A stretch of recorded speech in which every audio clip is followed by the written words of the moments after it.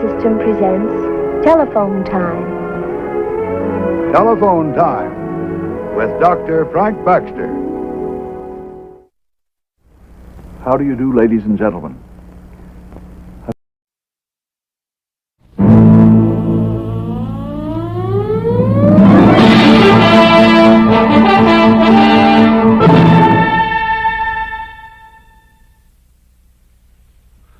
What you're about to see is based on an actual experience. Explain it? Oh, I wouldn't even try. But I do think you'd be interested in exploring with me that strange world that lies behind the veil. You know, it's a curious thing, but it often happens. When a young man is trying to decide what his life's work is going to be, it's sometimes a sensitive time for both father and son. Our story takes place in Europe, where Peter Wade has established a thriving air service.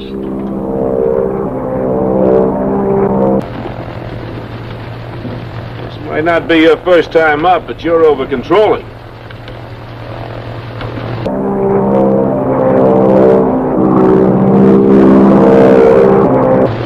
I'm gonna check the cargo. I'll check it. No, you keep a heading on 145. Don't drift around to the north. Those ridges come up at you awful fast. Oh, now don't you start to.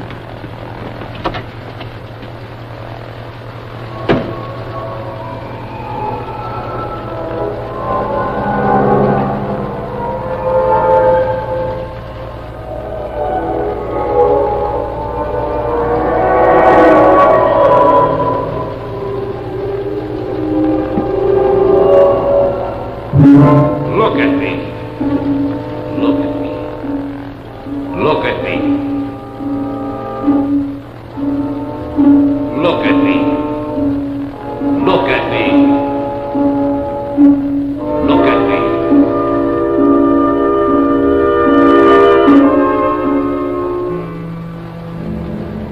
Follow me. Follow me. Follow me. Follow me. 135. 135. 135.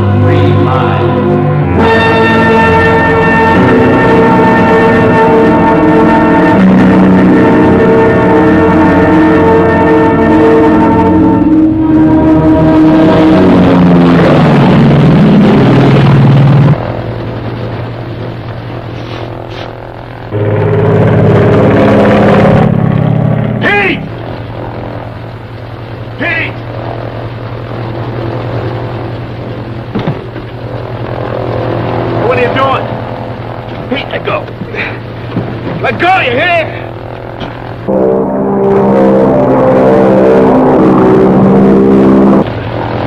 Let go. Let go. Pete! Pete! Let go.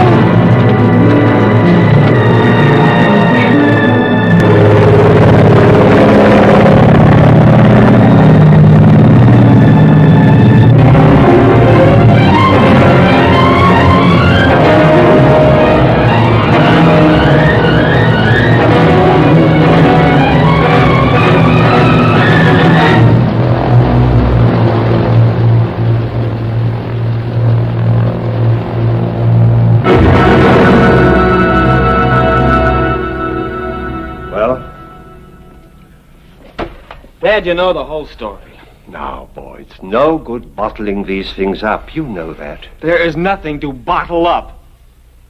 I'm trying very hard to understand, very hard indeed. Well, don't try, because you can't understand. You're not the type. You're the guy that doesn't quit until he wins. Oh, no. Not until I win. Until I've earned the right to go on to the next thing. It's just as simple as that. I've got to use my talent, not yours. Just tell me one thing. Why did you deliberately head for a crash? I can't explain that. Even if I could, you wouldn't understand it. Are you sick? Is he? Or just plain scared? Dad, some people Well, some people are good at one thing and bad at another. I'm a washout as a flyer. And I probably can't run this company. But I can design planes. How do you know? Because I've got the talent, and you know it. And furthermore, I've got the desire. 2 more years of graduate school, I'll have my degree. Now, this is something that I can do.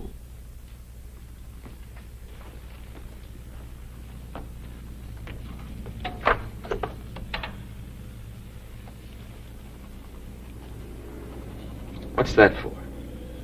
Tuition, books, board, room, the works. And if and when you feel you've really earned the right to go to graduate school, it'll be right there. Dad, I'm just trying to face facts about myself. Now, is that being a quitter? Only you can answer that. But let me tell you one thing. Doubt in any area is malignant. It grows. It can destroy anything you do.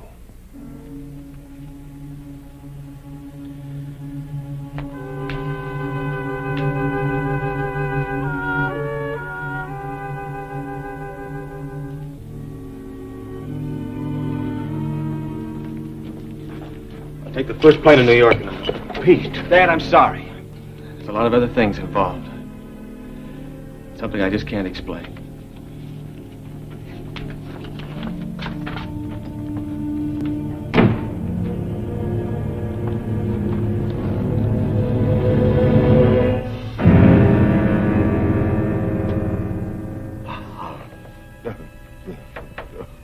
What? No, no, no. I can't do that. No, I can't. Wally. The hit, I tell you. The hit. Get up, jump, everybody's up. No, you're going to Jess here. Grenoble. Jump. No. Shoot, you can't. Shot full of holes, no good. Wally. What? No, Dad, don't wait. not. Dad. Oh.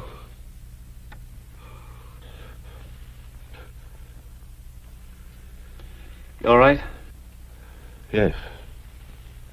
Yes, I'm all right. Just a dream, that's all. What was it this time? Oh, nothing. Why are you still up? Dad, who's Wally? Who? Yeah, you were calling out his name. I was? Yeah, who was he? I don't know. Dad, Wally died in that crash, didn't he? Yes, of course he died. But we have to talk about it now. It's the middle of the night. No, of course not.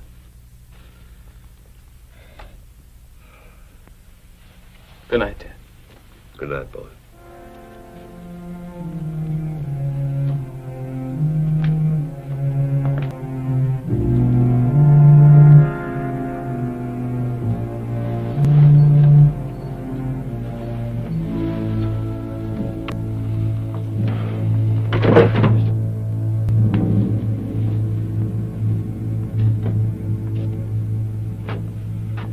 Well, that wasn't a very good example, was it? Only this afternoon I told you not to bottle things up. Well,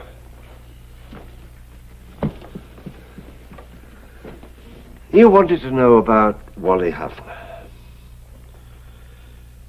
The Jerry fighters hit us. I ordered everybody out. Where was that, over Grenoble? No, further north, near Lyon. I went back to the waist to jump, and Wally was there. With a useless shoot. So I gave him mine. And he took it? Well, I told him that I could ride the plane down safely, which of course I did. This was after Wally jumped. Yeah, after Wally jumped. I watched him fall. The chute didn't open. No wonder you have nightmares. It's not as bad as all that. Dan, what kind of a guy was he? What did he look like? Plain, ordinary looking. With There was something about him that... Why all this interest in Wally Huffner? Oh, it's nothing. It's you. These nightmares. Maybe you need a rest or something. Oh, no, I'll be all right. Still going to New York in the morning? Oh, I don't know, Dad. Want to talk about it? Let's talk about it in the morning. Huh? Good night. Good night, Dad.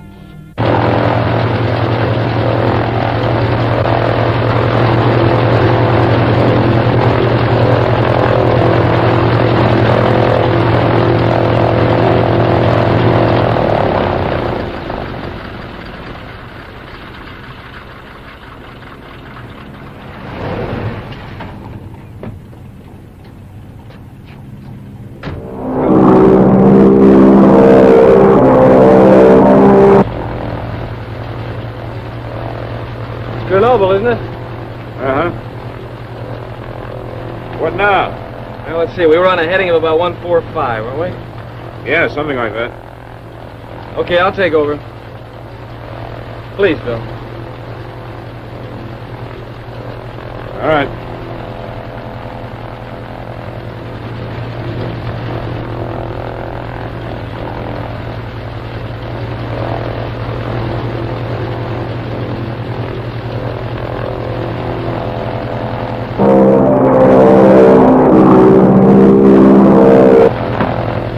Doing? There was a reflection this morning. You see anything?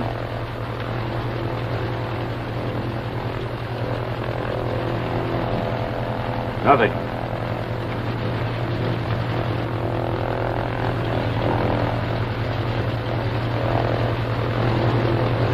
Well, I guess I'm wrong. It's not the same now. Huh? You might as well go on home, huh?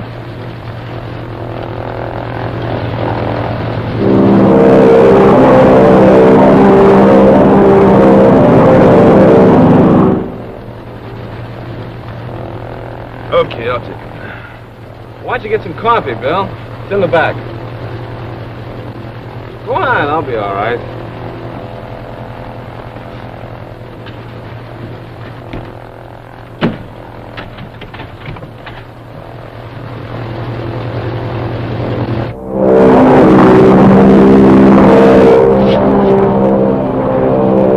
What do you think you're doing? Open up, Pete, open up. I'm sorry, Bill. I've got to be in here alone. Don't fight up. Bill, if anything goes wrong, bail out. Pete, you listen to me. You might as well relax. I'm not going to open that door until...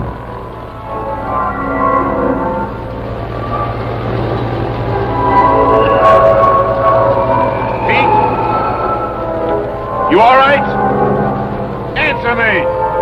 Look at me. Look at me. Look at me. Follow me.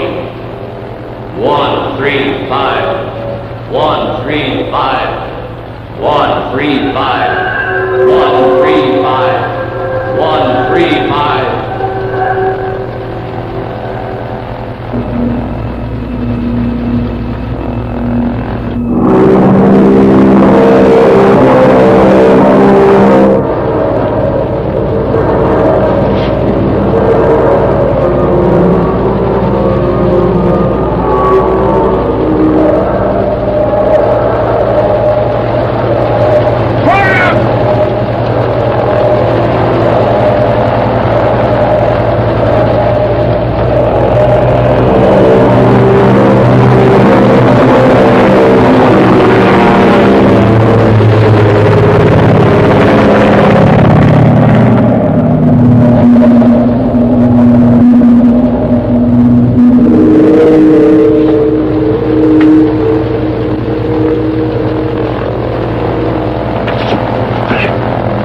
Pete, open up!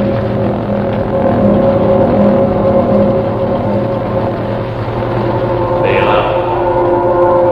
Bail out. Bail out. Bail out.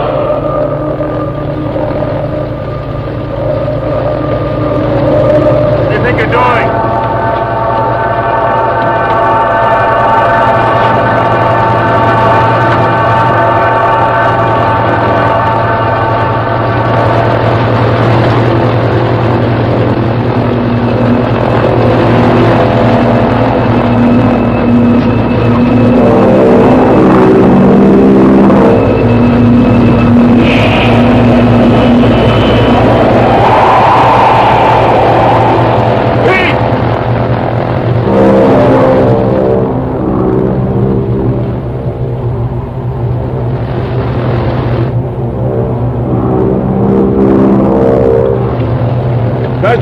Cause d'urgence, RLC's appel à Grenoble.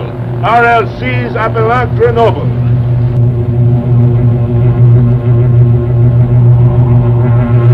Cause d'urgence, j'ai besoin de l'hélicoptère. Cause d'urgence.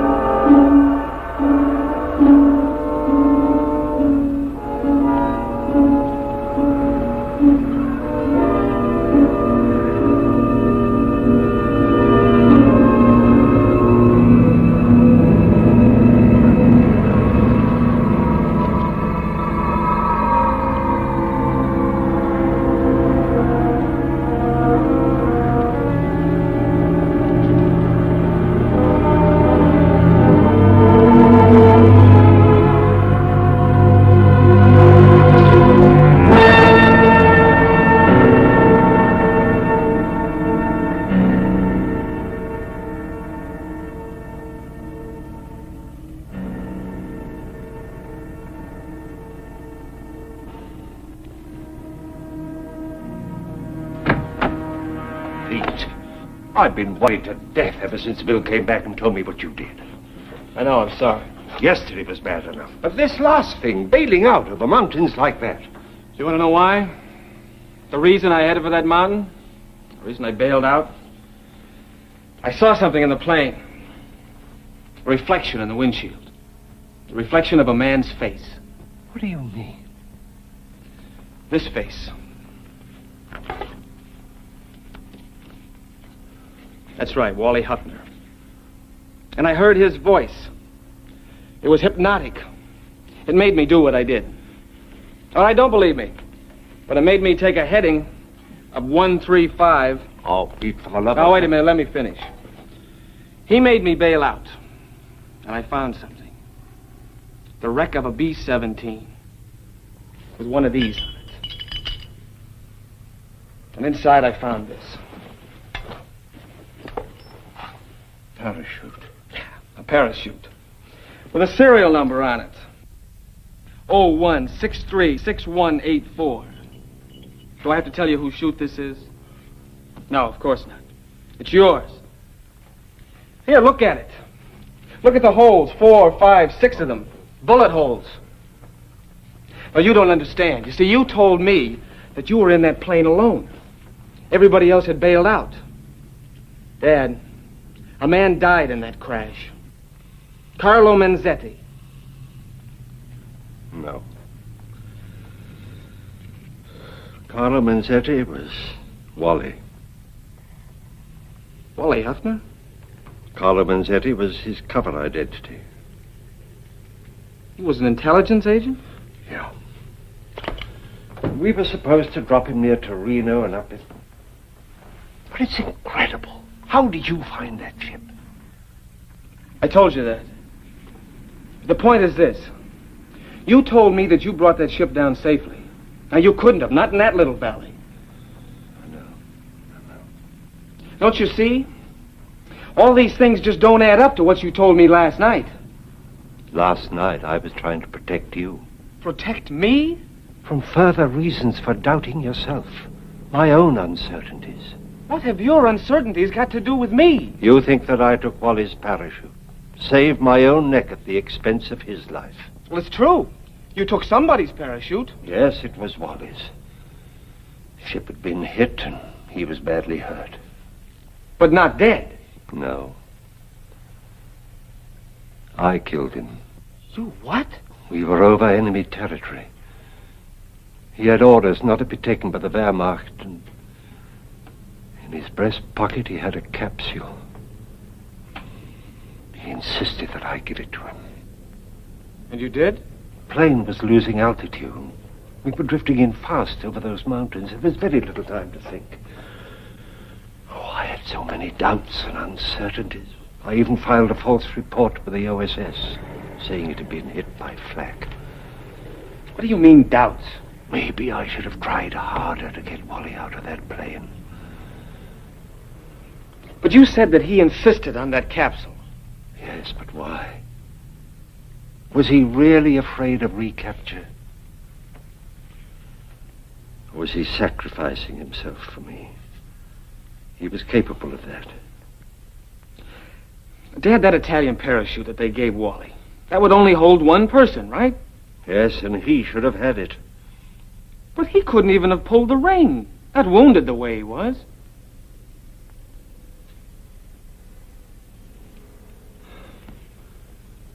Dad, I think Wally may have helped us both.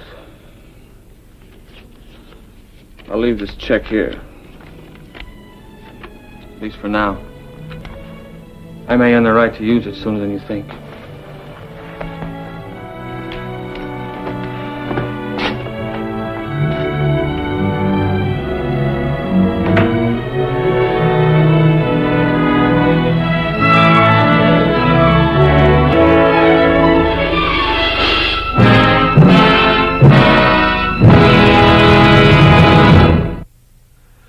So far as Pete Wade Jr. is concerned, there's no question about the apparition of Wally Huffner. He saw it. It happened. How it happened?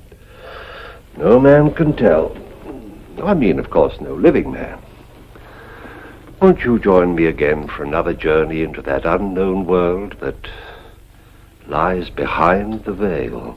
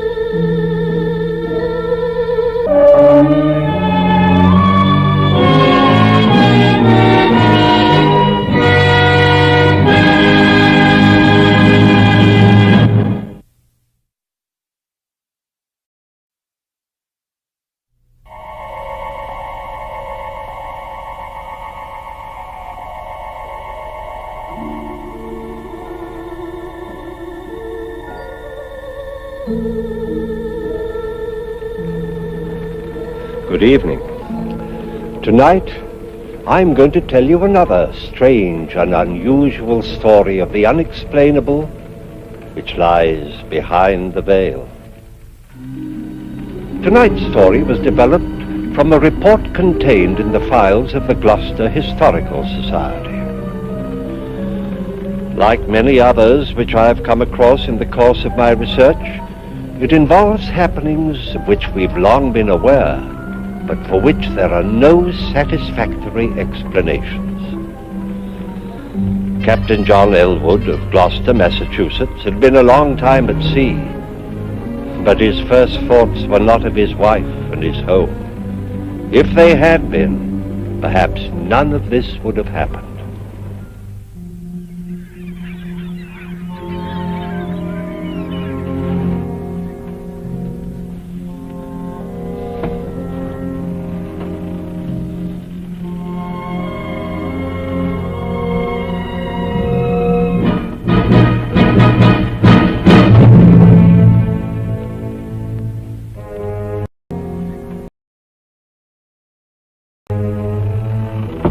Come in.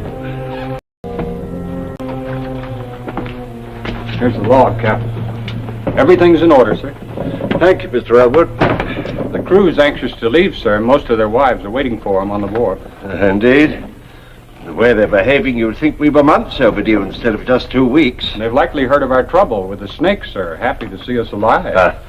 Well, just the same, they'll grab their men by the ears and march them off to the paymaster before they start to kiss them. Ah, sir, some. There are all kinds among them. Is Mrs. Elwood out there? Oh, no, sir. The captain's wife is too well bred to show her emotions in public. Indeed. I want you to do something for me, Mr. Logan. I have to go to the company's office to make my report. Will you see that my gear's taken straight to my house? I'll do it myself, sir. That's very kind of you. Tell Mrs. Elwood that I'm fine. Be with her presently. Aye, aye, sir.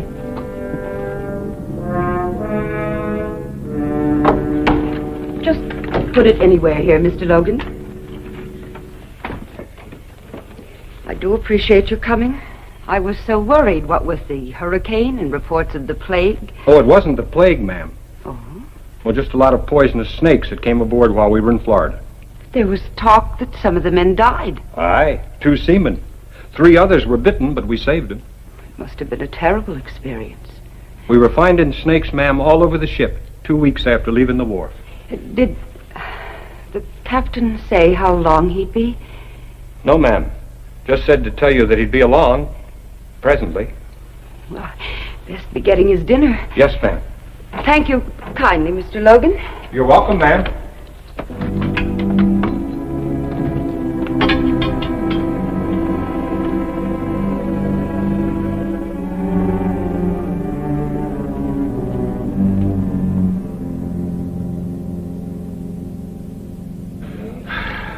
Good to be back, Barney.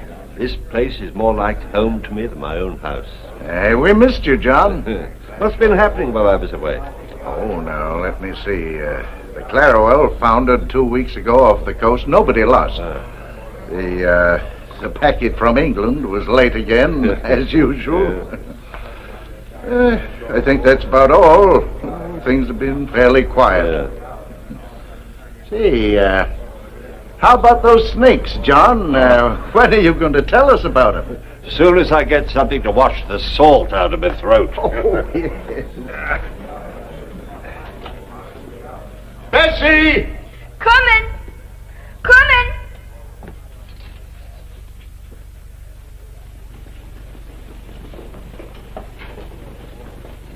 And all of a sudden, there they were, slithering up the lines and the gangplanks like so many fiends of hell. There's hundreds of them, somebody yelled. See that they pay their passage before they come aboard, I said. Hi there, my pretty. You're the one I've missed the most since I went away. You ought to be ashamed, taking such liberties, and you a married man. Well, if I weren't married, would you still object? Ask me no questions and I'll tell you no lies.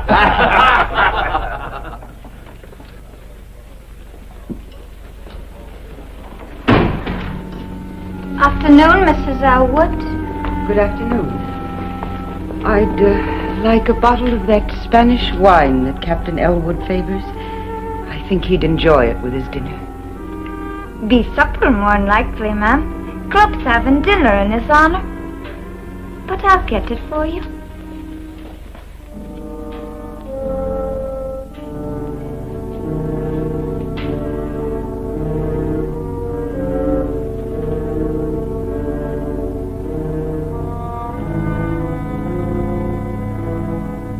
Nobody would have been hurt, but some of the fools tried stamping on the snakes with their bare feet.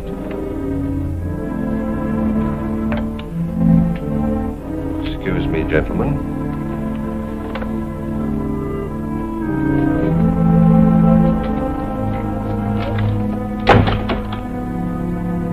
Are you by any chance spying on me?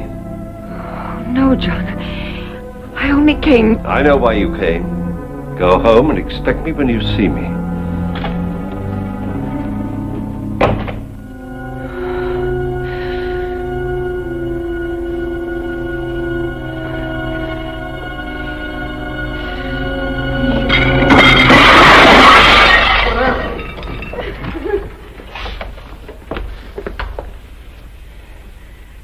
You may charge the spoilage to me, Captain Barney. My apologies, gentlemen. Shall we go home now, dear?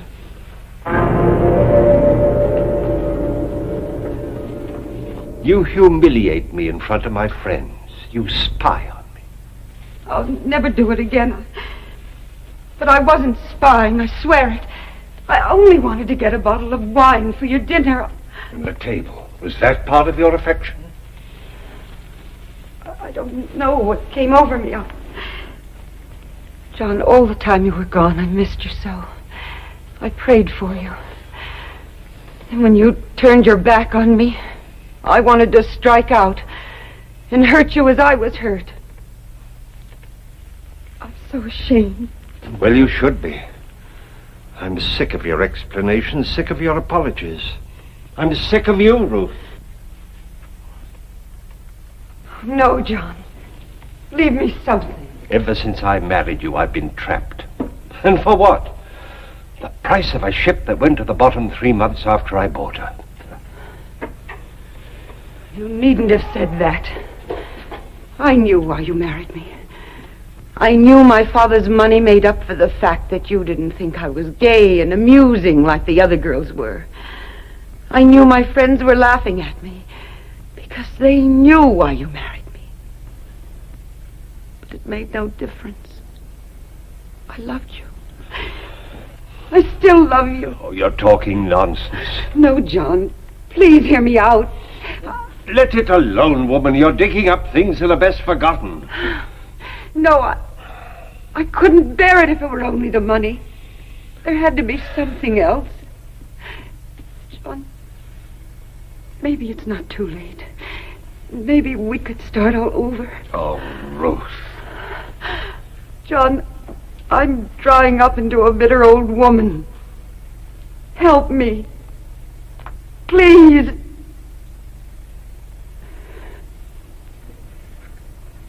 I'll unpack your things.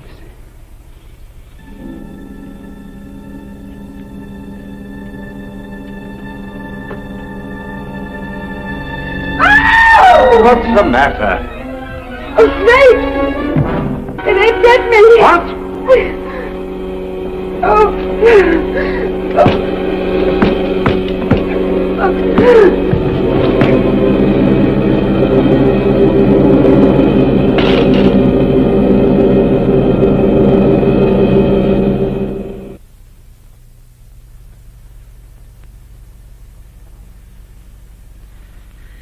John? It's all right, Ruth. The snake. He's dead. I killed him. So I've taken care of your hand, and the doctor will be here soon. I don't think we'll need him, though. I'm sure I got all the poison out. You saved my life. Well, there wasn't much else I could do. You could have let me die. Why didn't you? Don't be foolish. But you could have. And if you had, you'd be free. No more arguments. No more trouble. You could do as you pleased. But you didn't. You saved my life. Oh, John, maybe we can start all over. Maybe. Try to get some rest, Ruth.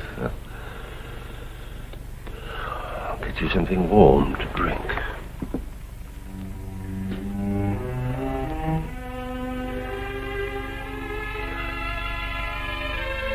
It's a lucky thing you were home, John. Snake bite's a terrible way to die. Well, she's much better now, and the doctor says with a little rest she'll be just as good as new. You're thankful for that, I'll wager. Oh, I can't wait to sail again. Always more trouble ashore than when you're at sea. And I can't make any money just sitting here, much as I like it. Speaking of money, here's something that'll make you sit up and take notice. The widow Smith got a letter from London this morning. Seems an uncle died and left her £20,000.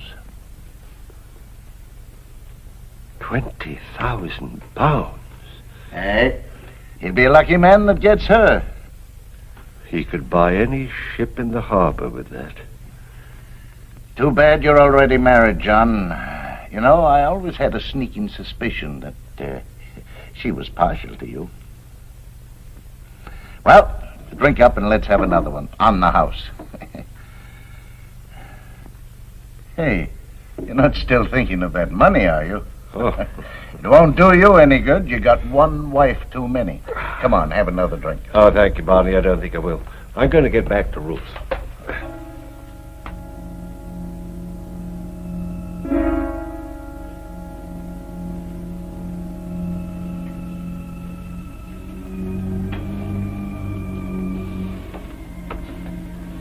Ruth? Yes, dear? I've been thinking over what you said. Maybe what happened this afternoon is a sign for both of us. We will make a fresh start. Oh. By Harry, I'm going to take you with me on the next voyage. I'll fix it all up with the owners in the morning. Oh, John, I love you for the thought. Are you sure you want me to come along? Why, of course I do. Oh, I've been very selfish about the whole thing. Seeing new places, doing new things, and you've just been left alone here in this old house. No wonder you were unhappy. Oh, no, it's not that at all. I love our house. Well, you want to come with me, don't you? Yes, of course I do. But I warn you, I'm not very good on boats. Huh? I get sick. Oh, nonsense. Couple of days at sea and you'll be just like a regular old sailor. Besides, I want you to come. John, you won't be sorry. From now on, things will be different. Yes. From now on, things will be different.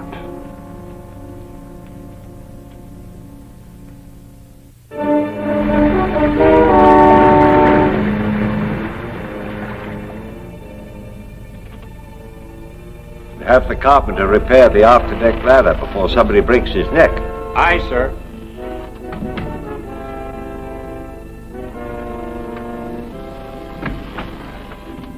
How are you feeling, Ruth? I'm much better, John. Good. I'm better. Good. The cook's made you some more of his specialty. Another calm day like this and you'll be completely well. I didn't mean to be such a burden to you, John. You've been very patient with me. Oh, nonsense. I should have brought you before. You've no idea what a comfort you've been. No idea how lonely a captain's life is. Oh, I should like to be with you as often as you'll let me. So you shall, my dear. Don't let your tea get cold. You know, I dozed for a while and I had the strangest dream. Oh, I hope it was a good one. Yes. I dreamt this was our old ship. And instead of cotton, there was money in the hold. I couldn't improve on that myself. We were so happy in the days when we had money, John. I find I'm thinking of them more and more since we left home. But when I'm well, things will be different, John. You'll see. Yes. Yours! You're not very well. You'd better come and lie down and get some rest. I didn't mean to get sick, John. All right. I didn't want to get sick. I'm such a burden to you. I should have stayed home. I should have stayed at home. Try to get some sleep.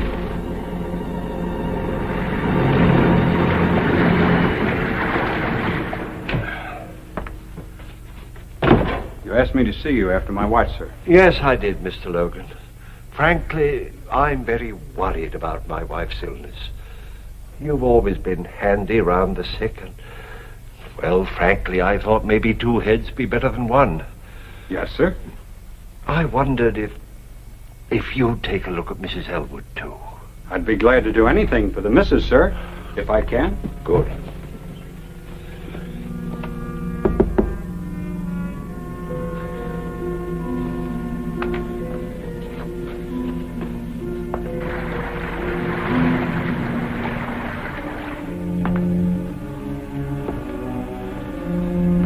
First, I thought it was cholera. No, sir. It's like nothing I've ever seen. Well, if she's not better in a few days, we'll lay a course for St. Augustine. Aye, sir. And you'll enter a full report in the log, won't you? I will, Captain. I do hope she's better soon. Thank you, Mr. Logan.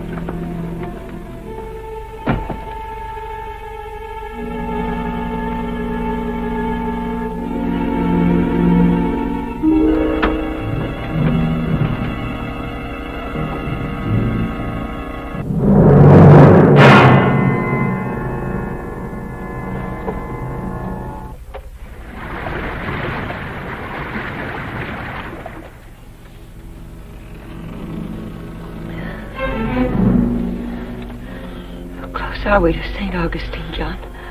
We hit some rough weather during the night. Slowed us up. Rough weather? I didn't even feel it. You were unconscious, I'm afraid. We must get there soon, John. We will, dear, we will. Now try to get some rest. I have to go up on the bridge.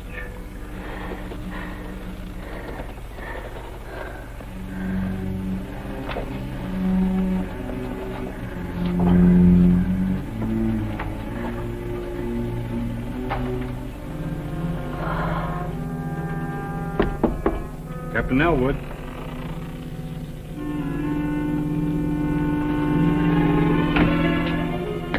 Sir, we're way off our course to St. Augustine. If we don't turn now, we'll... I'm well aware of our position, Mr. Logan. My order stands. We stay on course for Jamaica. But I looked at Mrs. Elwood yesterday, sir. She won't last that long. My wife and this ship are my responsibilities.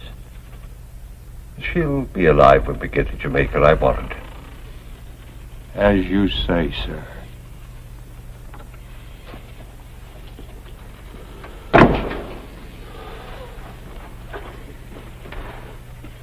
Get back in there. Liar. You want me dead. Mr. Logan. Mr. Logan.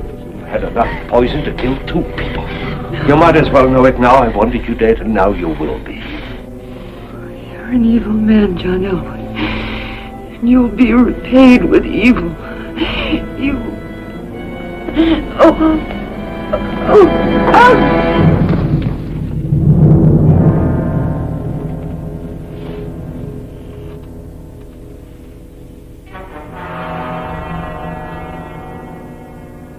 John, you can't spend the rest of your life in mourning. You got too many good years ahead of you. I miss her, Barney. Oh, of course you do. It's only natural, but you've got to start thinking of yourself. Ruth wouldn't want you to become a hermit. It's lonely without her. But at your age, that can't last forever. The widow Smith has been visiting you, hasn't she? Yeah, she's been very kind. She knows what it means to lose someone you love. She's a fine woman, John. I think she's got her eye on you. Oh, nonsense, Barney. I'd never think... Oh, I'll give you a year. Nobody expects you to wait longer. And John, it's time you got out of the house, now. Think so? I do. We're having supper tonight in honor of a new member. Your old first mate, Logan. You've got to come, John. He'll be expecting you. Oh, I don't know. I'm giving you orders. Now stop acting like a lost puppy. All right, Barney, if you say so. I do, sincerely. Now it's time for me to get back to the club.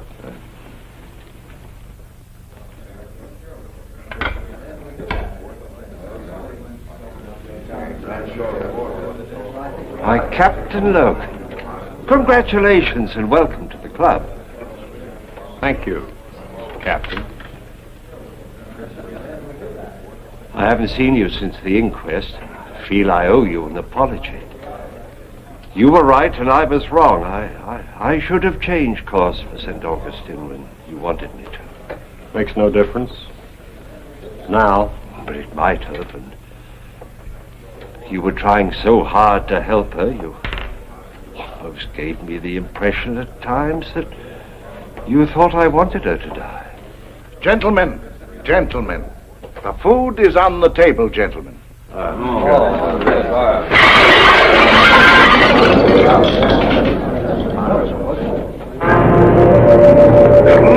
wench! I didn't do it, sir. I didn't. You're the only one in this room? I didn't touch it, sir. I swear I didn't touch it. Look. It's exactly the same as when Mrs. Elwood did it. 'Twas a ghost, sir. 'Twas a ghost that did it, sir. Stop that nonsense! 1,000 pardons, Captain. Give us 10 minutes, and in the meantime, the drinks are on the house.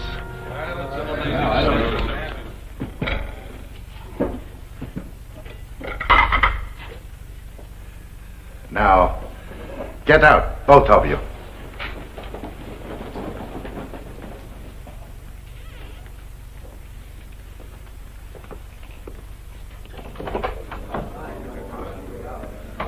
You may come in now, gentlemen.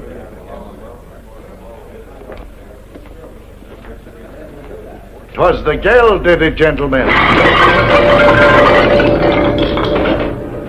Saints preserve us. 'Twas her ghost. Her ghost. No. You fools, are you frightened by a superstitious servant girl? Barney Logan, help me, I'll show you it's nothing.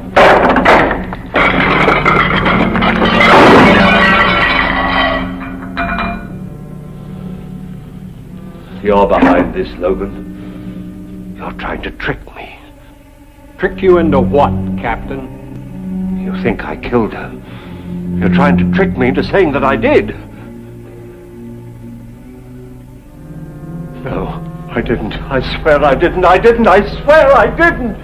Captain Elwood, I think you'd better leave.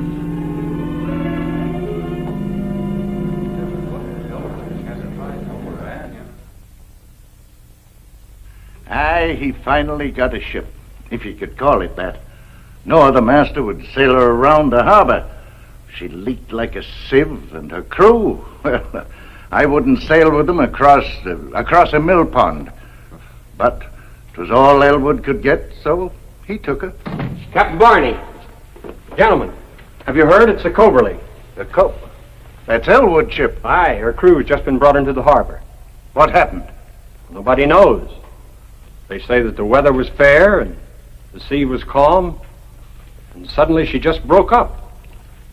But her crew was saved. Aye. All of them, all except Captain Elwood. It's retribution. The devil has claimed his own. Gentlemen, the food is on the table.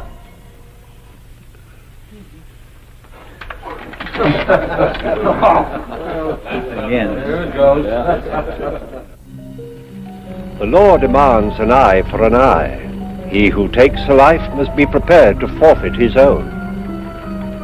But the law is man-made, and when there is no proof, the law is helpless. Captain Elwood never came to trial. Nevertheless, he was found guilty and executed. Who was his executioner? We may never know. But an unseen force that can overturn a heavy table is not to be reckoned with lightly.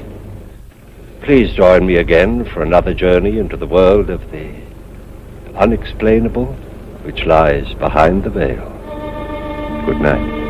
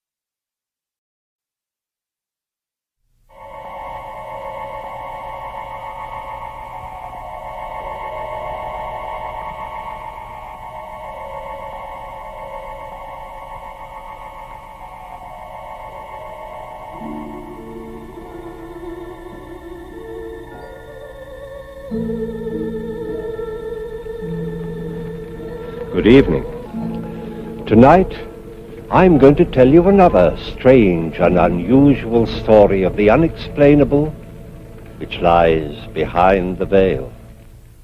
Our story concerns the Haney family. For over 200 years, a Haney had worked this same land. Now it belonged to John and Emma Haney. Everything considered, it had been a good life, uneventful, perhaps even dull, but it suited them. For over 40 years they had lived in the same house, and for those 40 years, the land had been good to them. Its abundance had fed them and clothed them, and helped to raise two sons, John Jr. and James. This was home. They couldn't be happy anyplace else.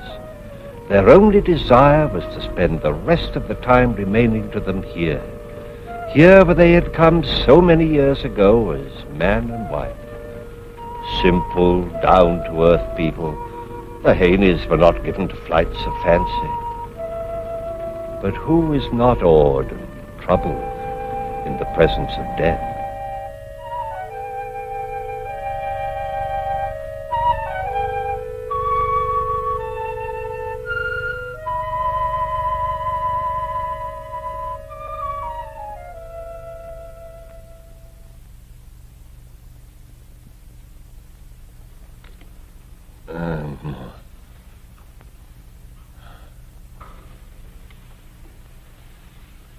Yes, John? John?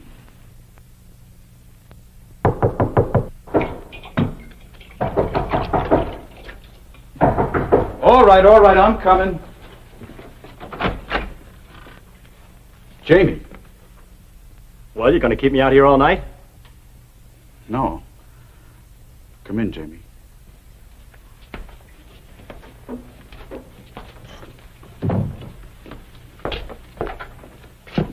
Hi, Ma. Jamie. Oh, Jamie.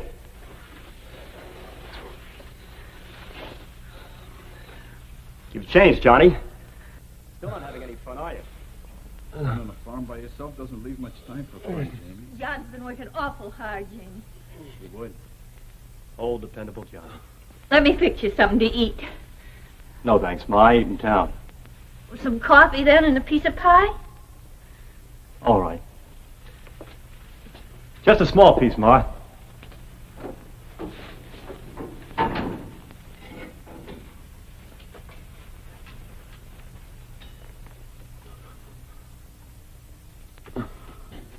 I knew you'd get here in time, Jamie. Pa's been asking for you. He has, huh? Probably wants to whale the tar out of me. Oh, Jamie. All right, Ma. Guess I might as well see him. Yeah, might as well, Jamie. No use making the trip for nothing, is there?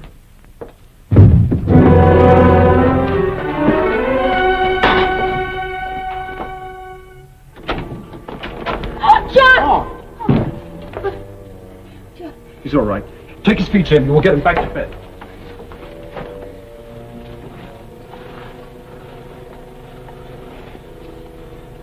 Pa? Pa, it's me, Jamie. Pa? What'd you say, Pa?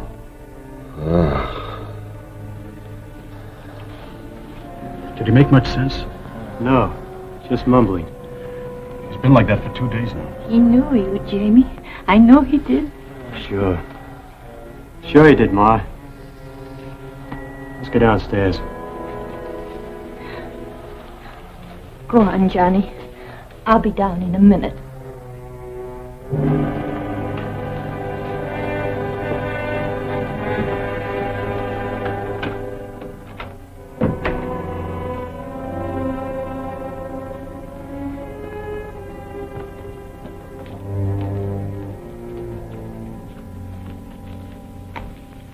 How'd it happen? His horse stumbled and fell on him. Old as he is, you'd think he'd have more sense. Jamie, where have you been all this time? All over. New York, Chicago, San Francisco. Kept moving. For 10 years? Well, you know me, Johnny boy. I'm a little surprised you came back. Johnny! Why shouldn't I? Oh, I get it. You're still sore because I took off and you had to stay here and do the work.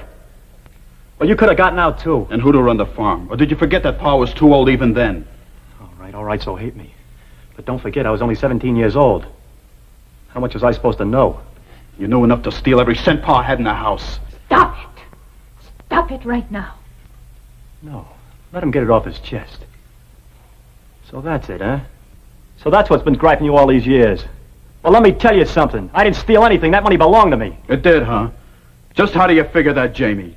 You know how I figure it. Ever since I was 10 years old, Pa had me doing the work of a hired hand.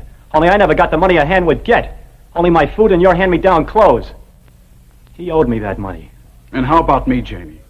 What was I doing all those years you were working your poor little fingers to the bone? I was having a picnic, huh? That's your problem, Johnny boy. If you had any gumption, you'd have beaten me to the cash box. Enough! I won't have any more of this in my house.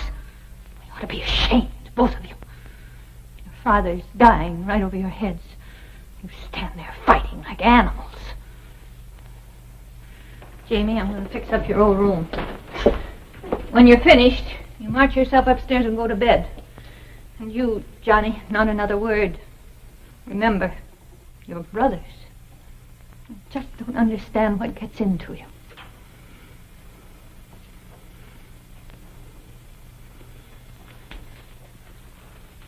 Here, Ma, let me help you.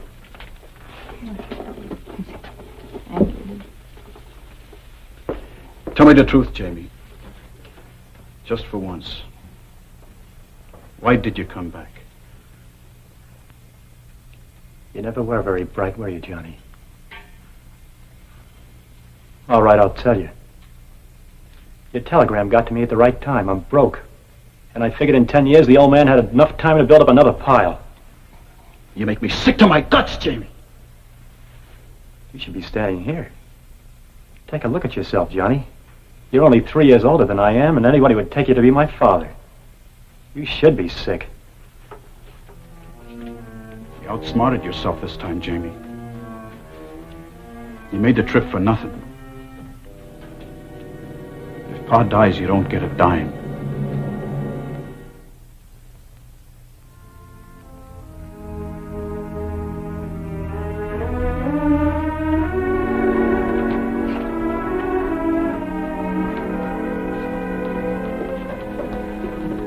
I'll fix something to eat.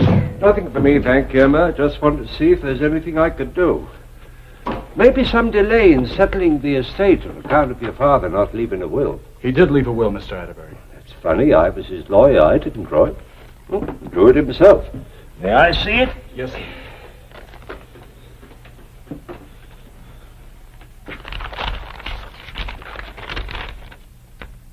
Leaves everything to you, Johnny. Knowing that as head of the family, you will take care of your mother and young brother. Johnny, I'm so glad. Wait a minute, let me see that. Seems legal. Should save us quite a bit of time. Not legal enough. I'm afraid I have a big surprise for you, Johnny boy. What's this? Read it.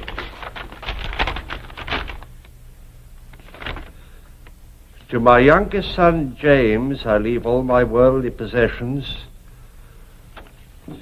and trust that he will provide for his mother as long as she lives, and it is my hope that he will do what is fair for my eldest son, his brother, John Jr.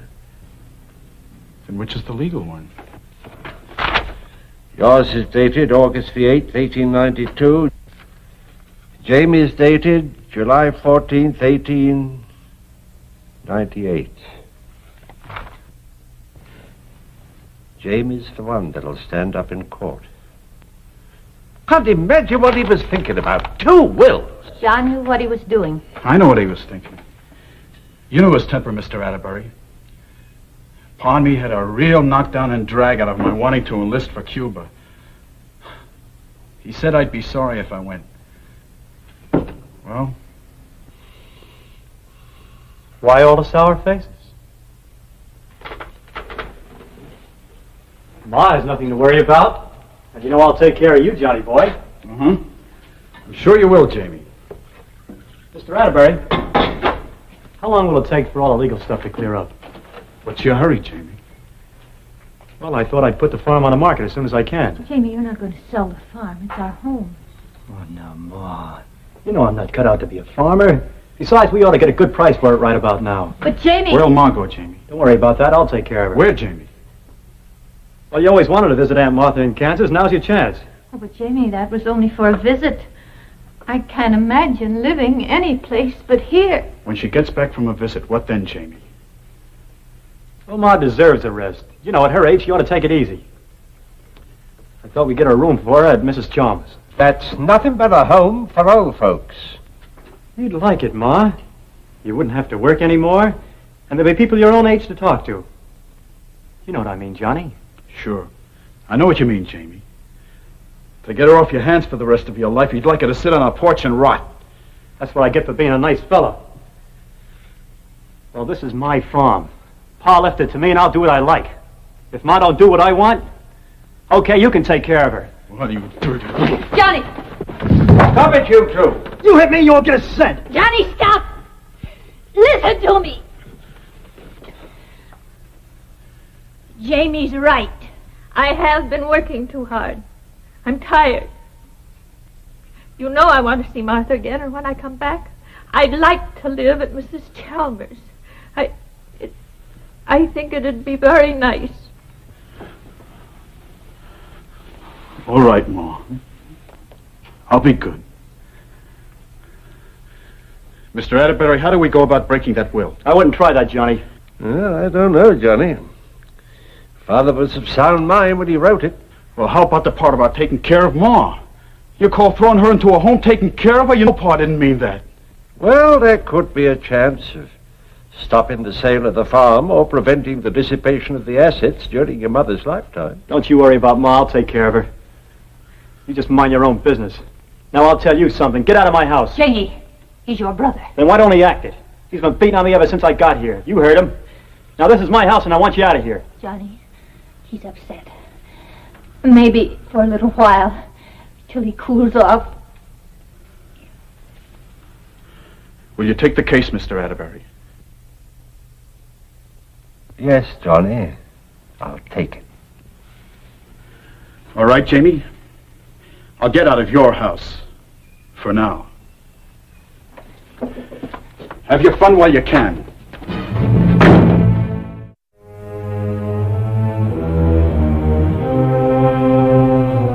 In the matter of the estate of George Haney, petition for order confirming sale of real property of the estate. Ready for petitioner, Your Honor. Ready for the contestant, Your Honor. Very well, gentlemen, you may proceed.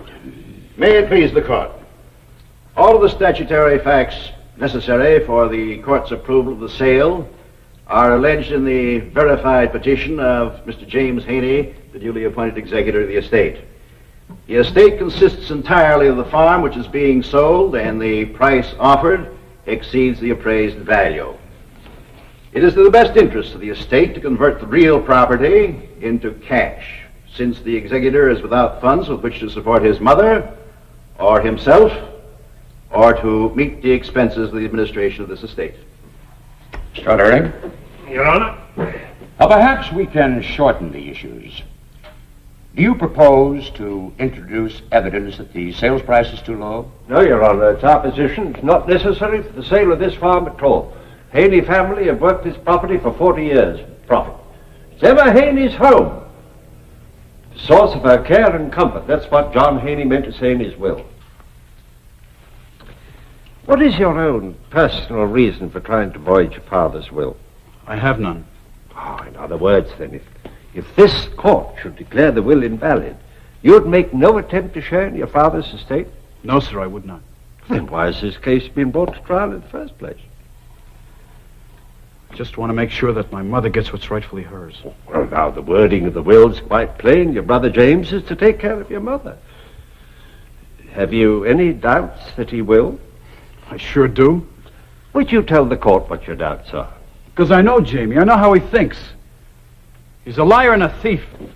Objection. Sustained. Mr. Haney, I must warn you that this court will not tolerate name-calling. Another outburst like that, and I will cite you for contempt. I'm sorry, Your Honor. No further questions. Mr. Blow? No questions. Now, it's now nearly noon. This court will adjourn until 2:30 o'clock.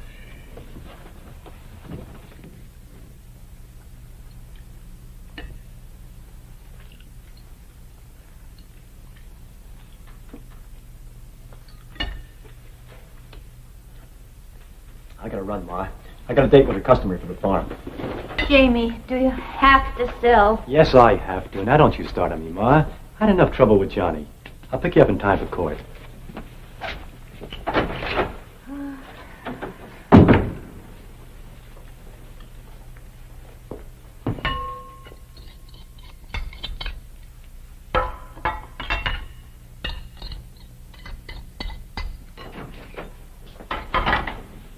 Johnny, you shouldn't be here. If Jamie sees It's you... all right, Ma. I waited for him to leave. I won't be long. I just want to get some of my things.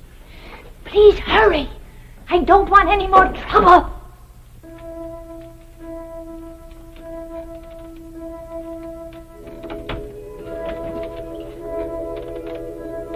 Pa!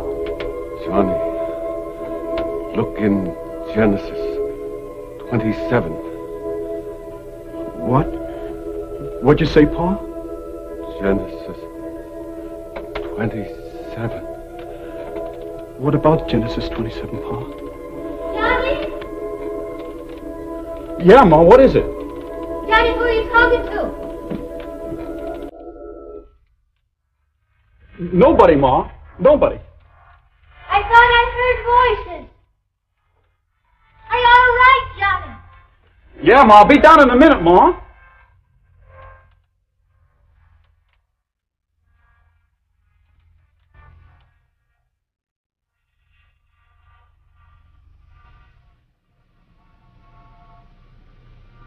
Pa. Pa.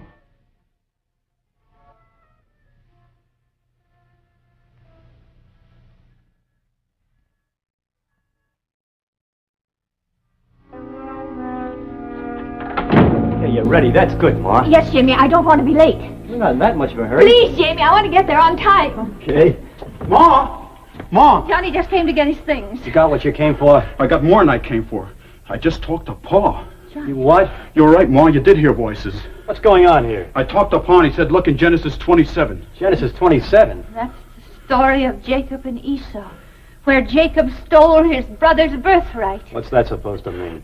That's what I'm going to find out. Where's the Bible? Everything in this house is mine. Keep your hands out of there. Get away from me. Jamie! Stop! I warned him, Ma.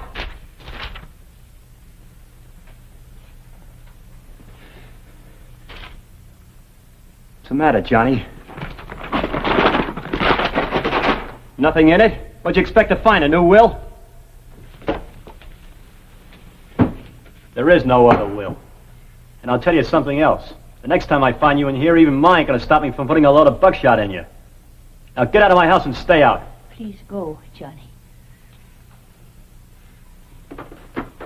Johnny boy. Might as well take Genesis 27 with you. That's all you're gonna get.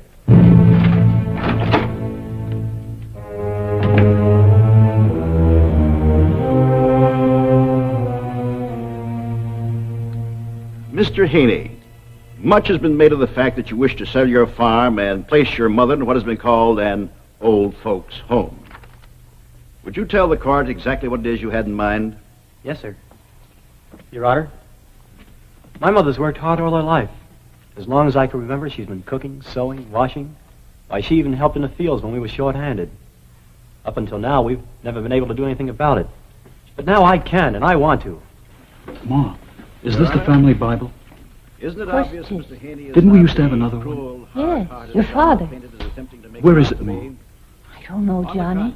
Here is a devoted In the attic, I who loves expect. his mother and whose only wish is to see that the rest of her days are happy ones.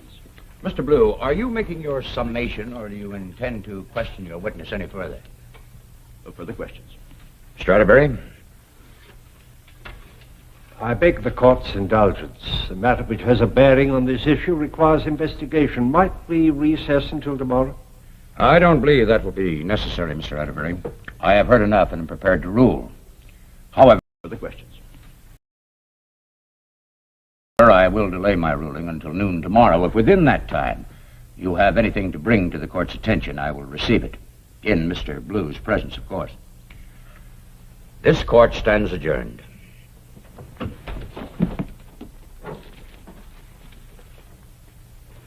Ready, Ma?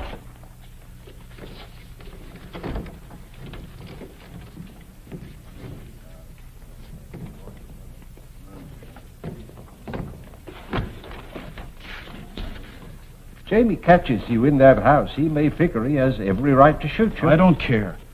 I wasn't the kind to play practical jokes. I saw him as plain as I see you.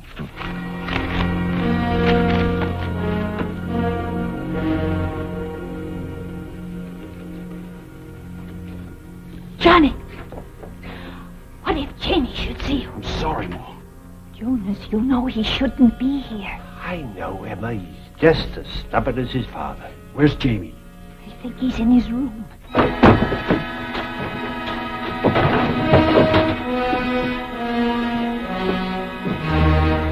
I don't want any more trouble. I don't plan on causing any more.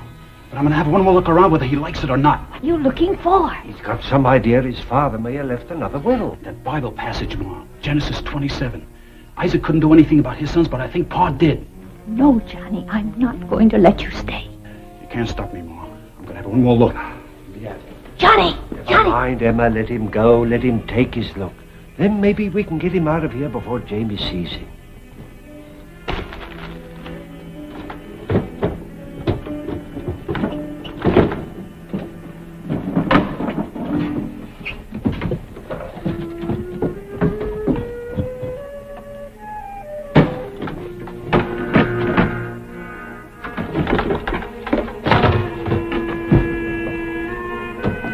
What are you doing here? So you figure the same way, huh, Jamie? What'd you find? Nothing, and I told you to stay out of here. What are you scared of, Jamie? What are you hiding? Stay away from me! I told you to stay out of here! I'm going to give him a couple of more minutes and then...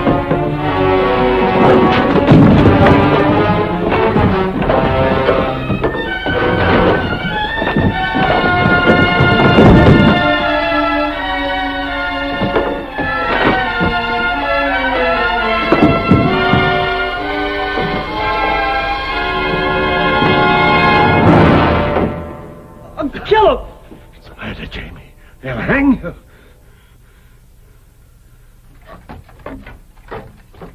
Johnny! Johnny! Johnny!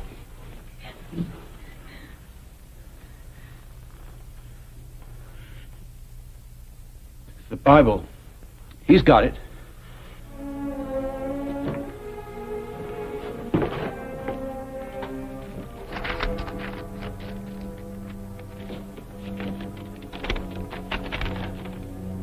I, John Haney, hereby bequeath... You were right, Johnny. There was another will. a later date. Leaving everything to you. This'll stand up in court tomorrow. The reappearance of John Haney is not unique.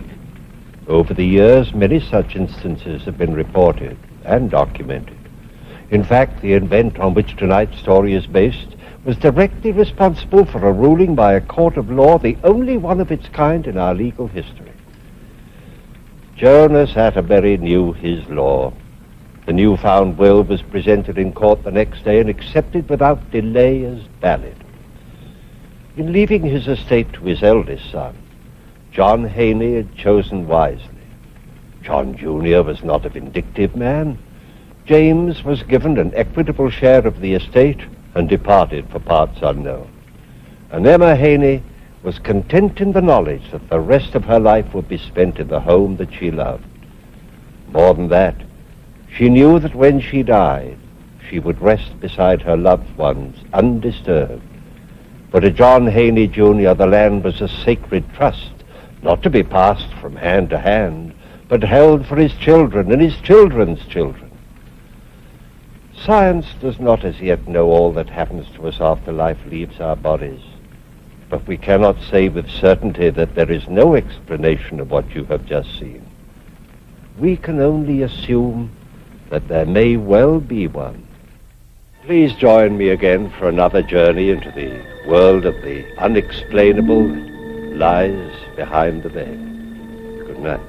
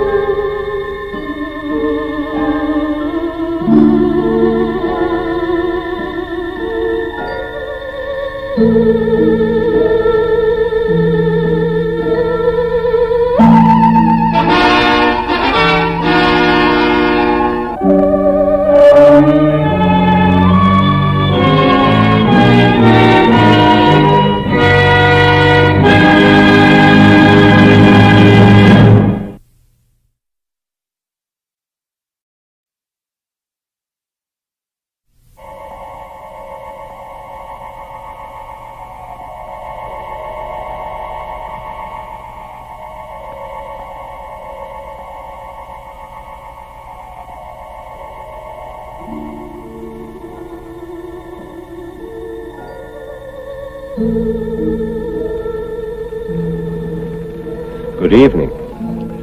Tonight, I'm going to tell you another strange and unusual story of the unexplainable which lies behind the veil. On the day our story takes place, John Prescott's problem was a very ordinary one. An automobile and the problem of getting it rolling.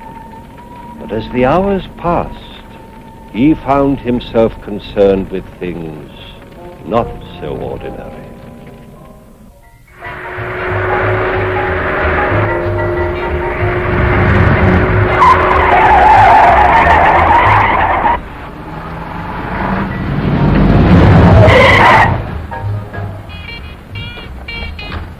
Sorry. You all right? I think so. I'll tell you more when I stop shaking. You did come around there awfully fast. I didn't know what made me do it at the time. Now it seems like a fine idea.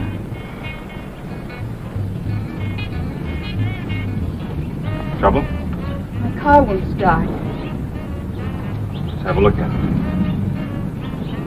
Turn it over.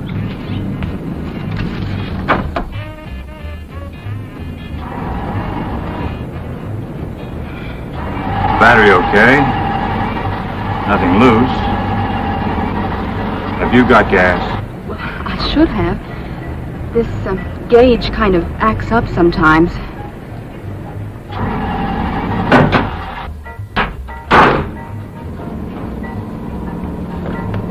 As you say, gas gauges act up sometimes.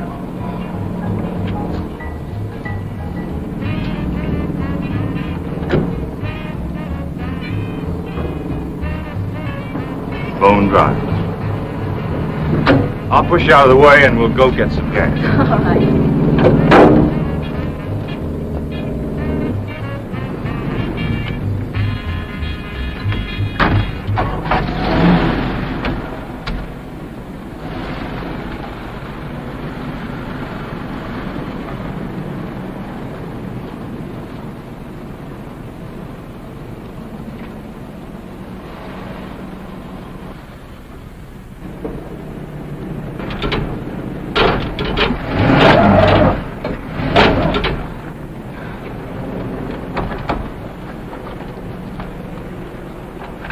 No, I'm sorry. No harm done.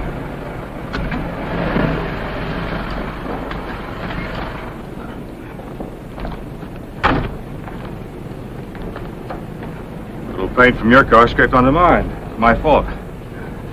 I'll straighten out your license plate and we'll be wrapped and ready.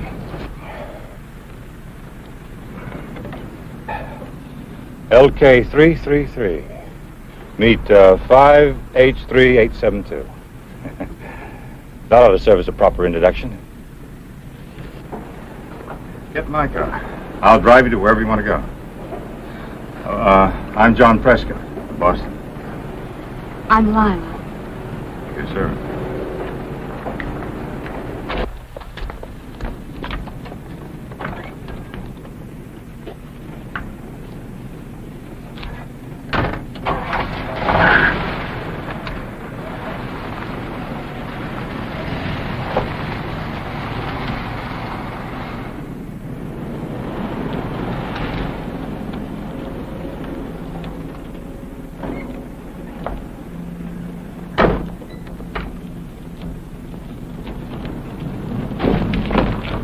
What am I stopping for? A cocktail to settle my nerves, a little talk, a chance to get better acquainted, perhaps dinner. You know I can't. I have to get back to my car. Oh, nonsense. Nothing can happen to your car. As for us, who knows?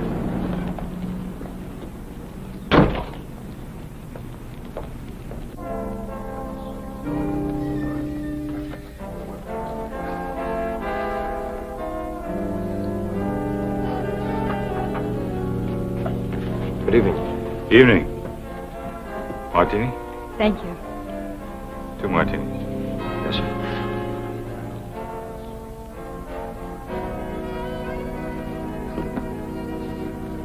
Does he know you?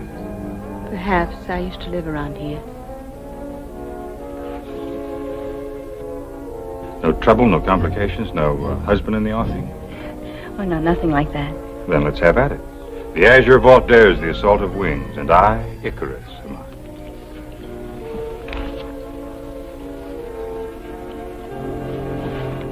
Thank you. To a lovely lady.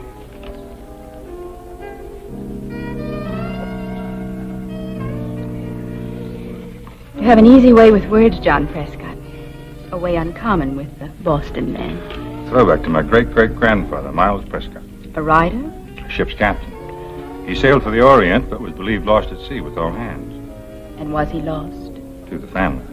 20 years later, he was found in Tahiti and refused to come home. That's better. Gardenia's my favorite flower.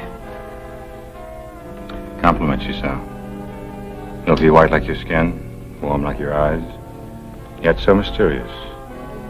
So beautiful, it's almost unreal. Let me talk to Morgan Debs. Let's get out of here. Well, I haven't finished my drink. Please, we must go right away.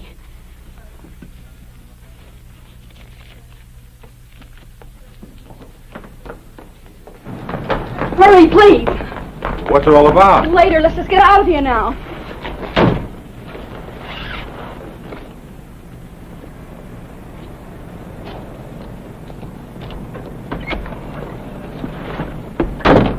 Who's Morgan Debs? I heard the bartender ask for him on the phone. That's what panicked you, isn't it? Yes, now can we please go? I'll tell you about him later.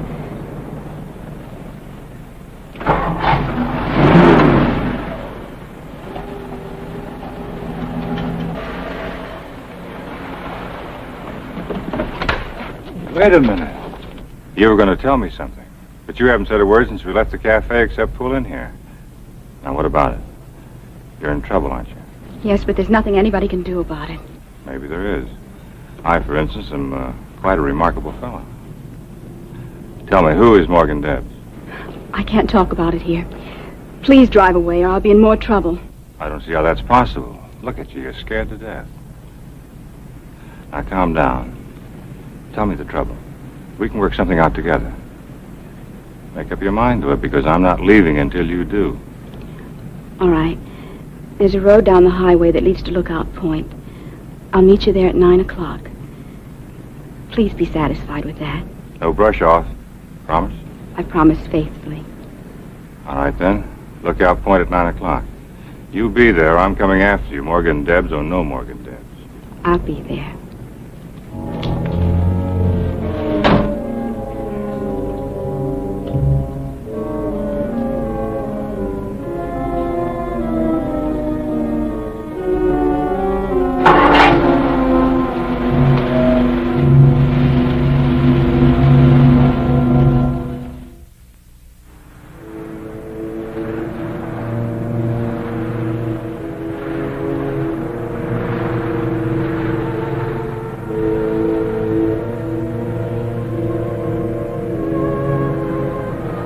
Good girl. You made it. I said I would.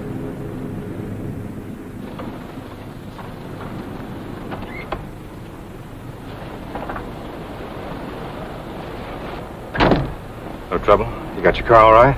Where'd you park? Do you mind if we sit quietly for a few moments? A great part of my life is wrapped up in memories of Lookout Point. Now I come back here as often as I can. You're talking like a grandmother. I bet it wasn't too many years ago that you were giving the boys a bad time at high school dances. And at college, wasn't I the one? Is that where you met Morgan Debs? No. Morgan's a much older man. I suppose we have to talk about him. If I'm going to help you. And I'm determined on that point. Then listen carefully, John Prescott. This spot, Lookout Point, was my favorite place in the world. It was here that I brought all my problems, and here that I came to celebrate my small triumphs. Then one night, something terrible happened.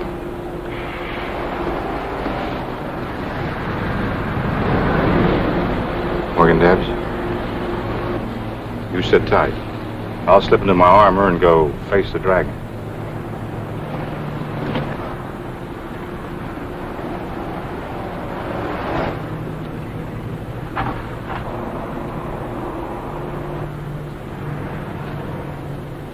Mr. Prescott? Do I know you? I think you've heard of me. I'm Morgan Debs. I've heard of you. What are you doing up here? Delivering a message, Mr. Prescott. The young lady you're expecting will not be here. She agrees with me it is advisable for you to go on your way and make no further effort to see her. Why didn't the young lady give me the message herself? As I said, she will not be here. I don't know where you're getting all your information, but you're fouled up tonight. She's been here for the last 15 minutes. Lila?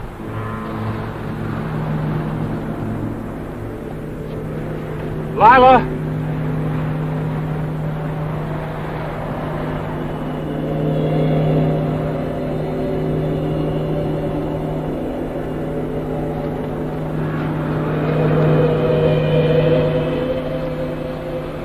She was here a minute ago. What did you do to her? Nothing. I haven't moved from this car, as you very well know. You didn't have to. You've got a hold over her. She's scared to death of you. Why? Steady, Charles. We have no quarrel with Mr. Prescott. Now, why don't you just drive on and forget what happened here tonight? Why don't you tell me why I should?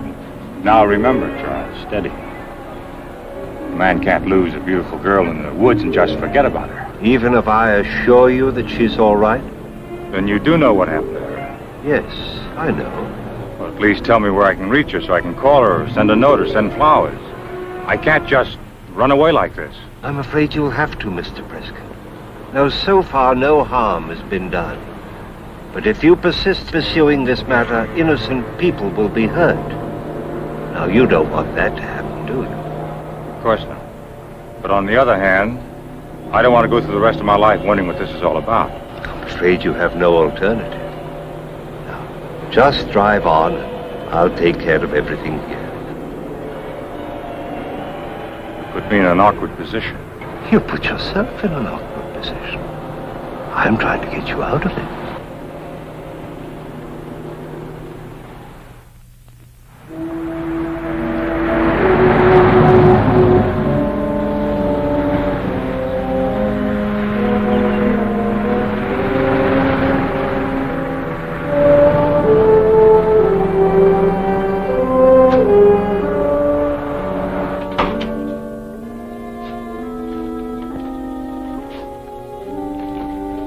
Yes, sir?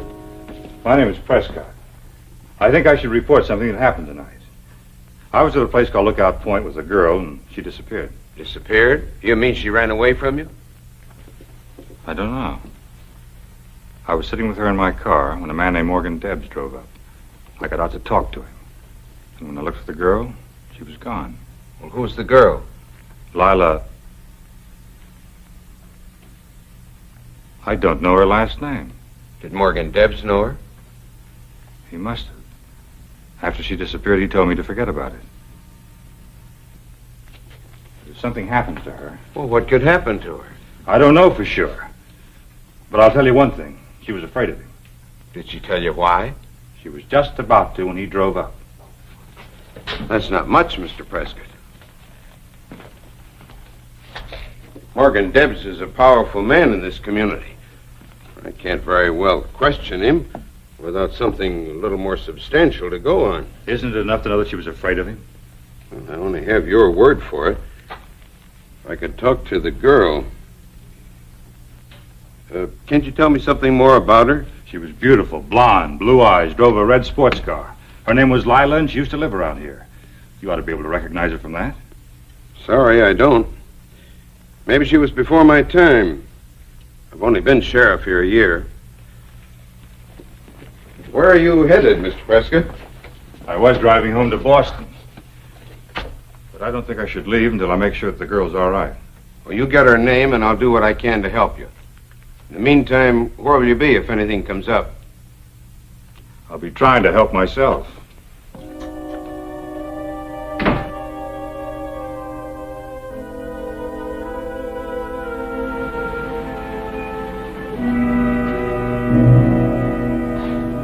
Evening. Can I help you? Yes, I want to talk about a girl. A man that can't find time for that is a coward. This is a particular girl. Blonde, blue eyes. Drove a red sports car. Stalled a few miles up the highway. She came here to get gas for it, remember? Well, I should from that description. But there's been no girl here. You sure? Yep. I left her here before dinner. Were you on duty then? I'm on duty all the time. Well, then you must remember her. You or somebody around here had to drive her back to her car with the gas. Wasn't me. I wouldn't forget a dish like that. Besides, I haven't sold a gallon of gasoline since late this afternoon. And that was to a kid on a motorbike.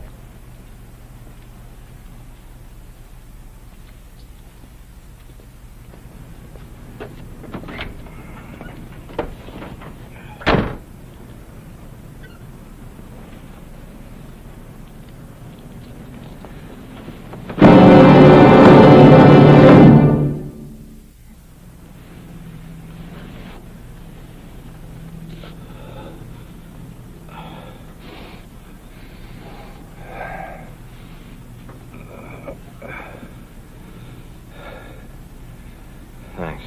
You must be doing something somebody don't want you to do. Looks that way. Did you see who it was? No. I heard a car, thought it was business, came out here and found you. Did you see the car? Just the taillight as it drove away fast. Whoever it was knew their stuff. You're not marked up. Not so you can notice it. Do you know Morgan Debs? Mr. Debs? Sure. If it wasn't for him, I couldn't keep this place open. You a friend of his? In a way. At least I'm getting to know him better.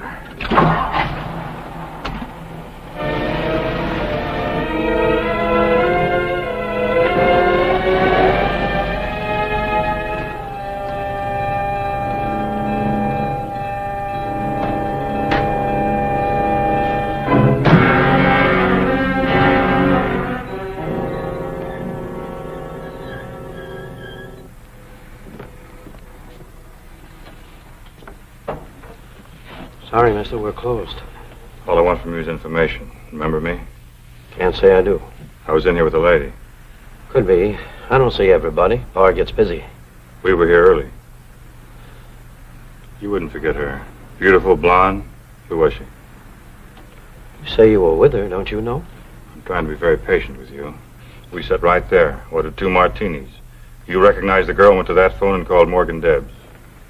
Who's Morgan Debs? Quit clowning. The girl and I both heard you ask for it. All right, so I called Morgan Debs. A lot of people call him. He's a big man. The girl got scared when she heard his name. Why? Why don't you ask Morgan Debs? I'm working up to him. Right now, I'm asking you. I don't know. Everybody has dame trouble sooner or later. Why don't you have a nightcap? This is no dame trouble. This is a lady. Now, who is she and what is she afraid of? I don't know. Her first name is Lila. What's the rest of it? I don't know, I tell you. You knew enough to make that phone call. I'd suggest you tell me why you still can. I can't, mister. I can't. Joke away, but I can't tell you. Kirby! Lila Kirby. Does she live around here? She did. A mile on the highway. Turn left. That's better.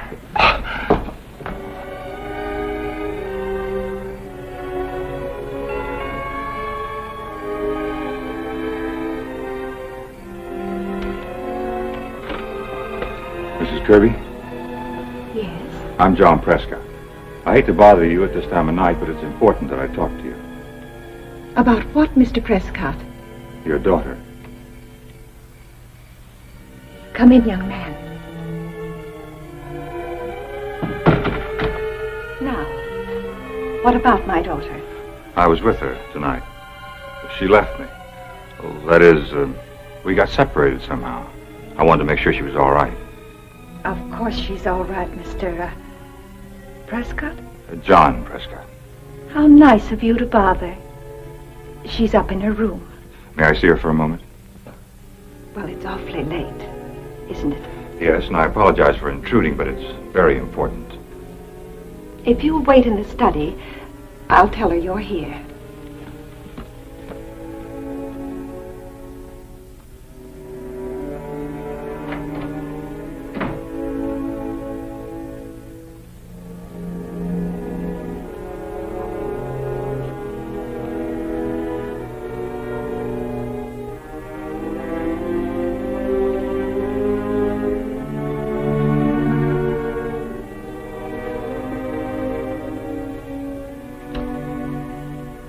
You're a difficult man, Mr. Prescott. That's what my mother always said. Beat him, she said, and he's stubborn as a mule. Wheedle him, and he's yours. I'm sorry about the beating. Very artistic job. I told Charles to keep an eye on you, that's all. May I try a little wheedling, as your mother used to say? It's too late for that. I talked to Mrs. Kirby.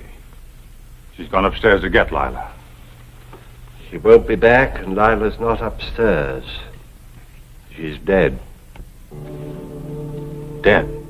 She went off Lookout Point 3 years ago in her car. Was killed instantly. Well, that's impossible. I was with her tonight. I talked to her. What kind of a joke is this? No joke, unfortunately. Here. Read those. Go on, read them.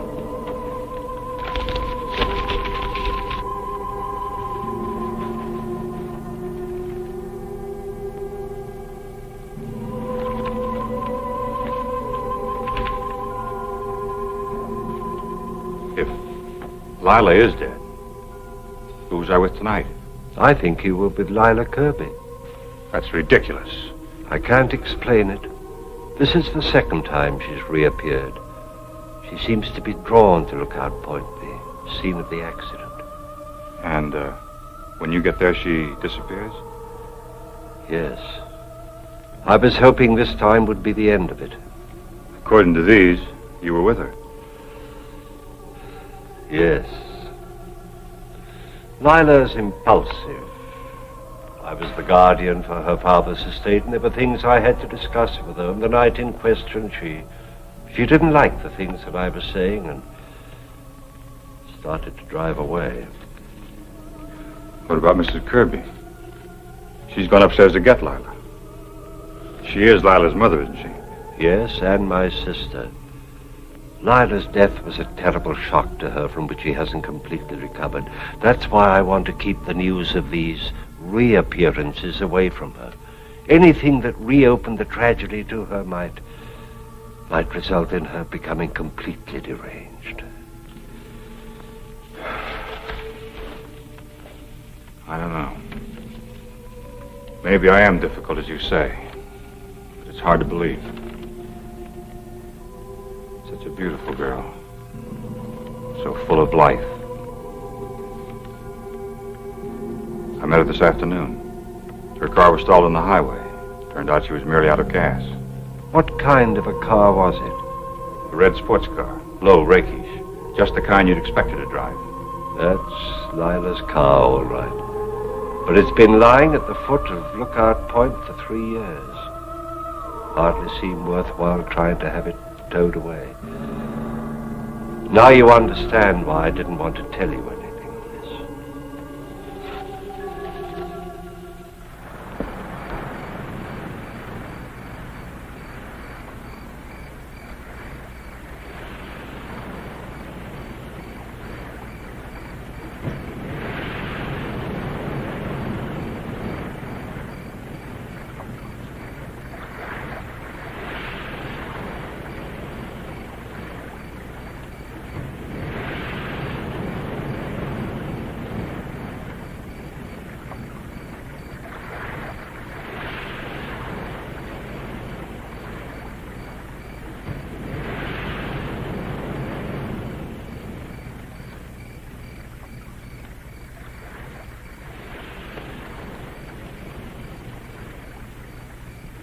LK 333. Meet 5H3872. Did John actually see Lila? How can we ever truly know? But of this we are sure. It is not the only case of this kind which has been reported. In my pursuit of these strange and unusual happenings, I've come across several other such occurrences. Experts have a name for this, but to define it is not to explain it. The explanation still lies beyond our present understanding. For how long? Who is to say? Please join me again for another journey into the world of the unexplainable which lies behind the veil. Good night.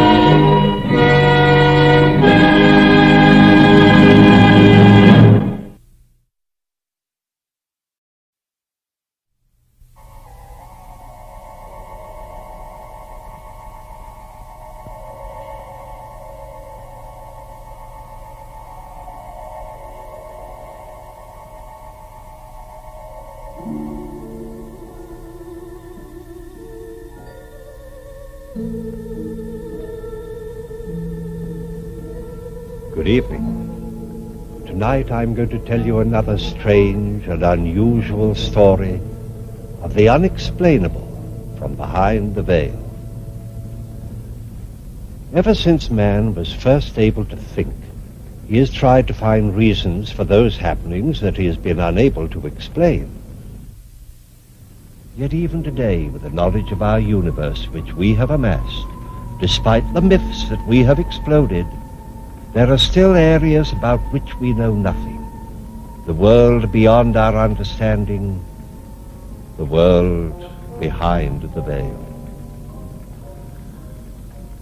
Our story tonight concerns the dark and violent circumstances surrounding one of the most famous criminals in history.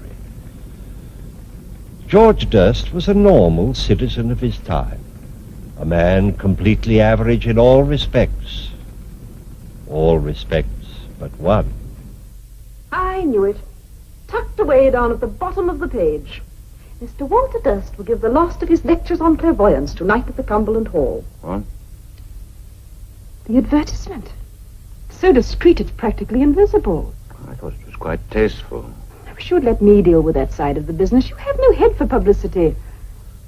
I had such an odd dream last night. Not black horses again. I couldn't stand another funeral. It was most frightening. I wish I knew what it meant. Good heavens, they've discovered petroleum in Cheshire. Judith, please listen to me. Walter, I am sorry. I didn't realize you were so upset. Last night, Judith, do you really believe I somehow have an ability to see into the future? Good heavens, dear, we know you do. I mean, some people are left-handed, others have perfect pitch. It's happened and you before, hasn't it? Time after time. The fire in the hotel at Bournemouth, the diphtheria epidemic. Walter, what is it?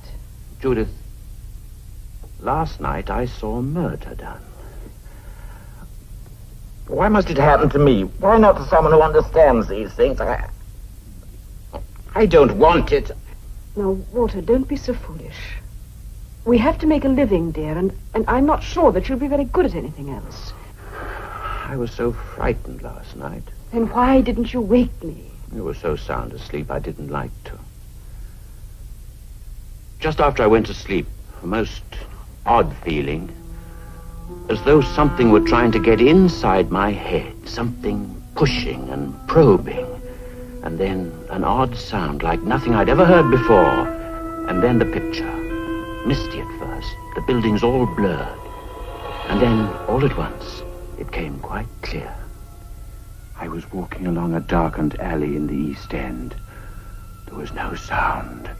I could hear nothing but my own breathing. I wanted to save the woman, and at the same time I knew I couldn't stand to see what was happening.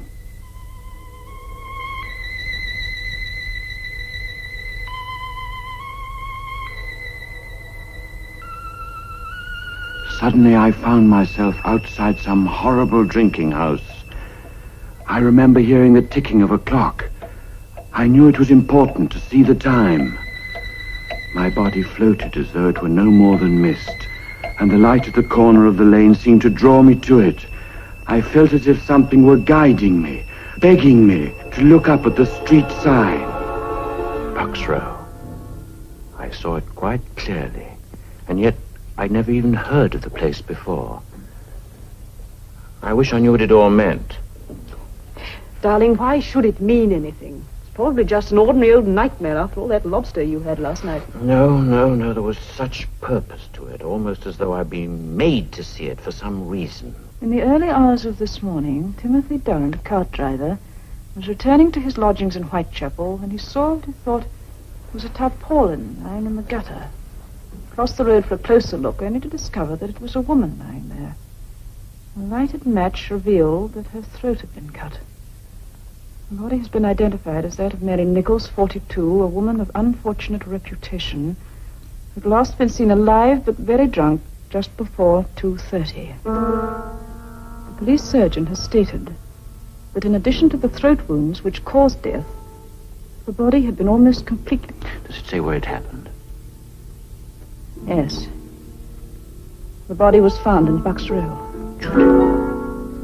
The doctor also stated that in his opinion, the crime had been committed by somebody with considerable knowledge of surgery. Yes, the surgeon's knife, the scalpel.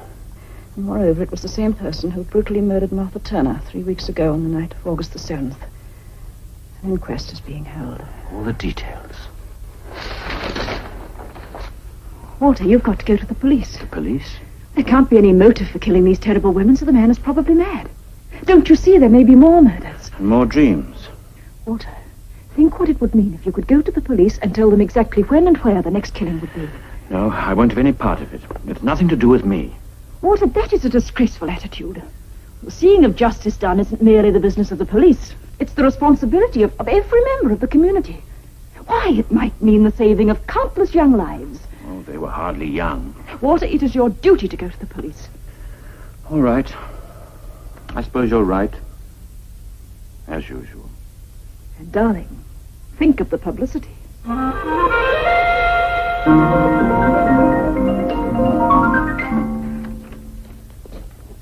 Yes, sir.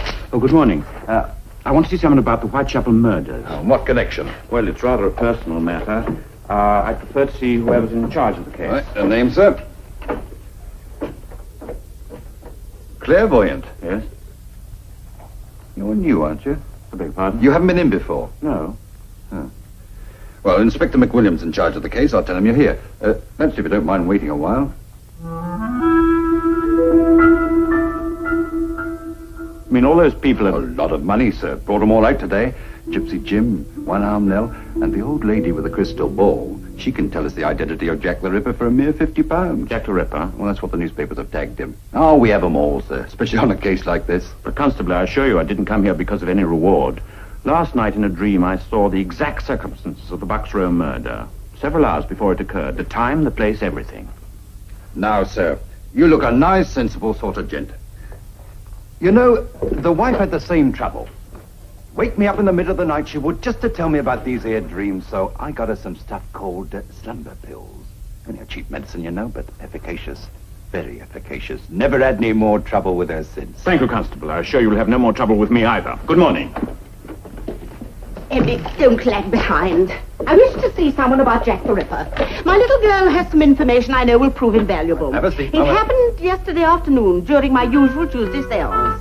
Emily was in rapport with Liati, her little Aztec friend, when suddenly there was a swirl of orange ectoplasm. A ghastly grinning face appeared. Charlatans! Charlatans! A city of millions, once teeming with life after dark, now becomes silent and deserted with the setting of the sun. Children are off the streets with the beginning of nightfall. Women go nowhere unless accompanied by their men. Doors are locked, windows boarded up. London becomes a city of panicky individuals, no man trusting his neighbor or friend. Newspapers demand in their boldest type the apprehension of this mad killer. The rewards mount. Every available police officer is on duty. Groups of men, self-appointed vigilante committees, hunt through dark streets and back alleys. But to no avail. The man they seek might well have been a ghost.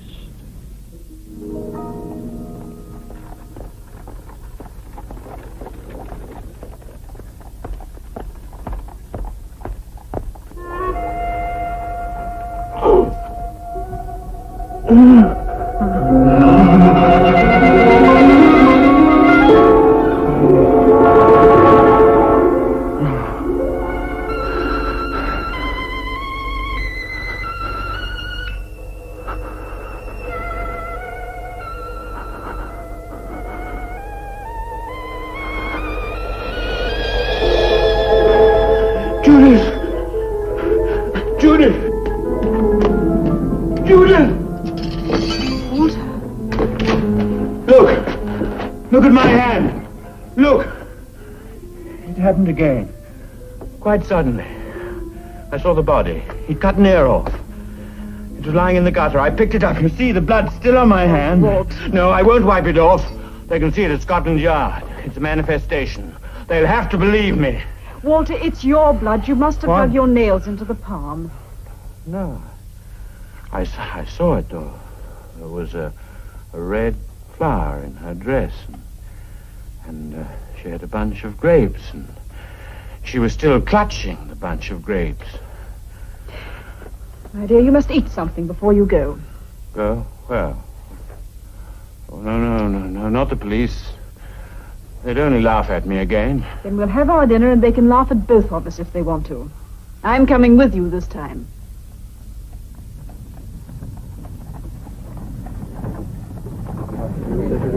First, please, thank you. 2 pennies. Yes, madam. First, please. I think I've got some pennies. Change at Oxford Circus and take... What? He's here. I can feel it. Somewhere quite near. Oh, what are you talking about? Ripper. He's here on this bus.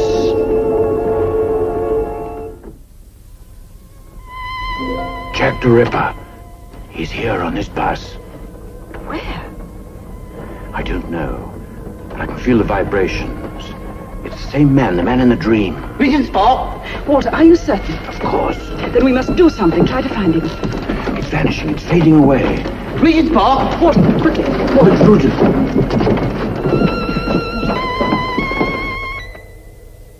No, Judith. It's madness. It's too dangerous. There, going into the park.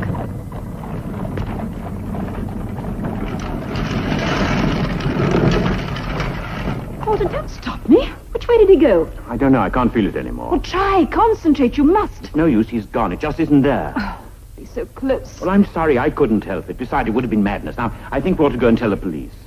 Tell them what?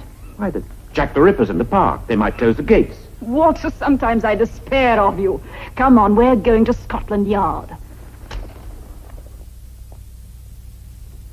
He's so...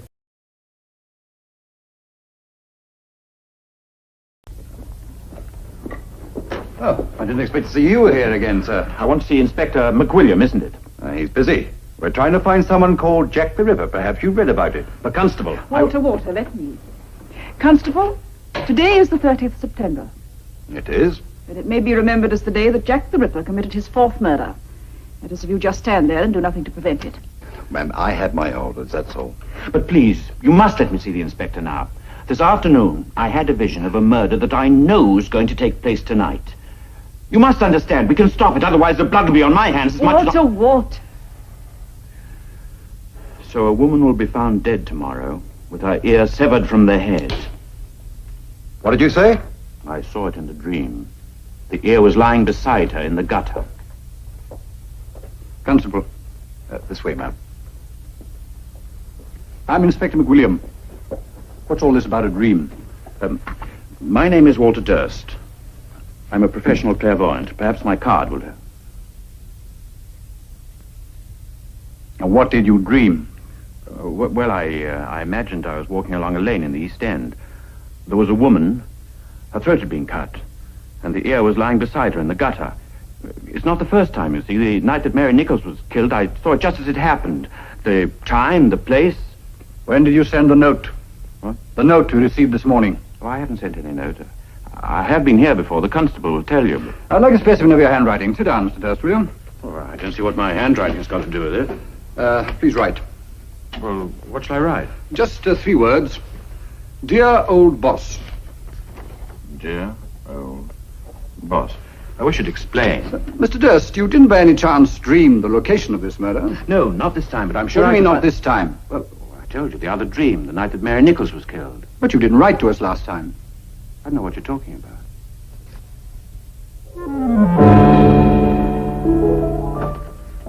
Then you must believe me, Inspector. I told you that I saw it. No one knew of this letter except the men in my office and the man who wrote the letter. Did you write this letter? No, I didn't write it. I didn't. Judith! Judith!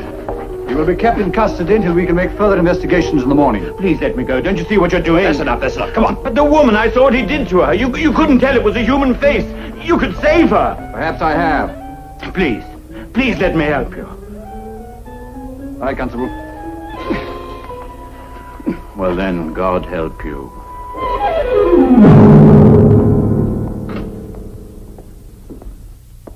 What time is it? Are you still awake? The time, please. They took my watch away. Oh, I don't know. It's a bit after 1. You better get some shut-eye. Not this night. Tell Inspector McWilliam to have a good night's rest. Tomorrow he may not sleep quite so easily.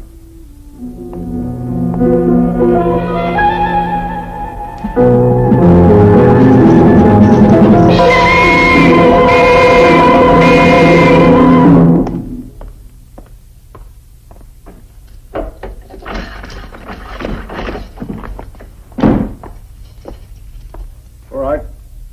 They want to see you at the yard. Can you hear me?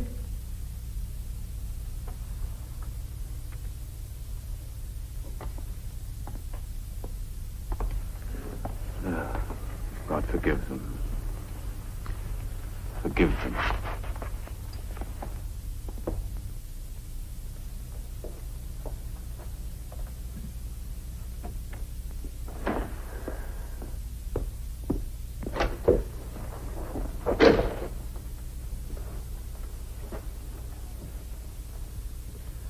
it happened.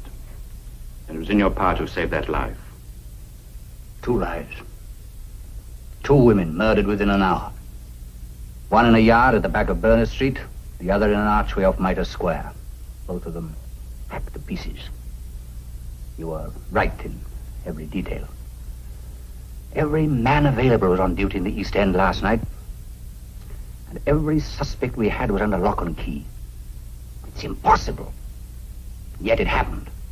It's impossible. But you knew. How? That's a question I've been asking myself all my life, Inspector. Perhaps the answer will come later.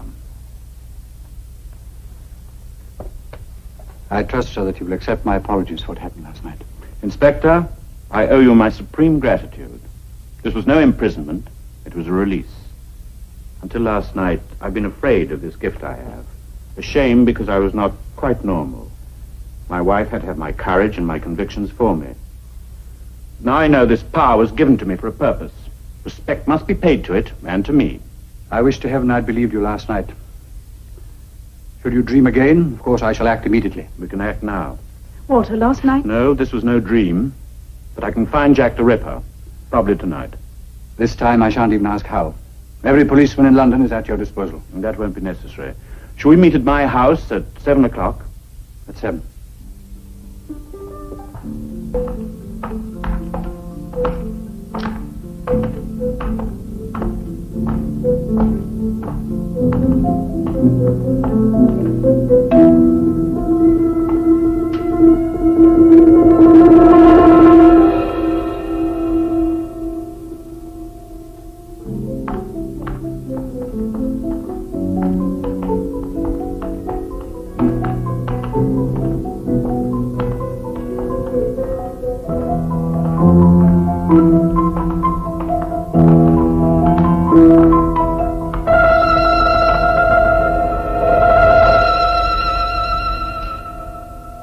This is where the Ripper lives.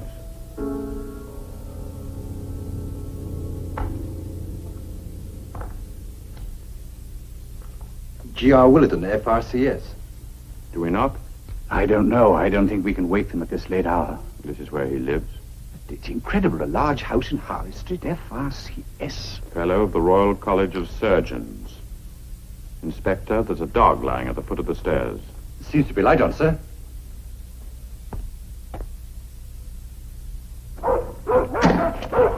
Hagen.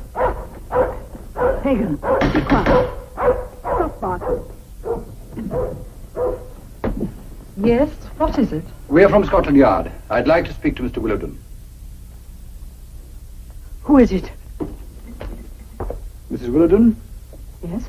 I'm Chief Inspector McWilliam, Mr. Durst. I'm sorry to disturb you so late, but we should like to ask you a few questions.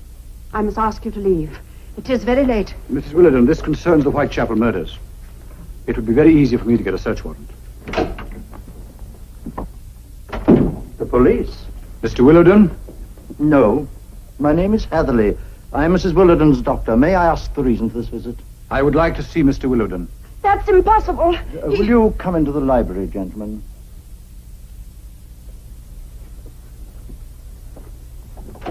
All right, Constable.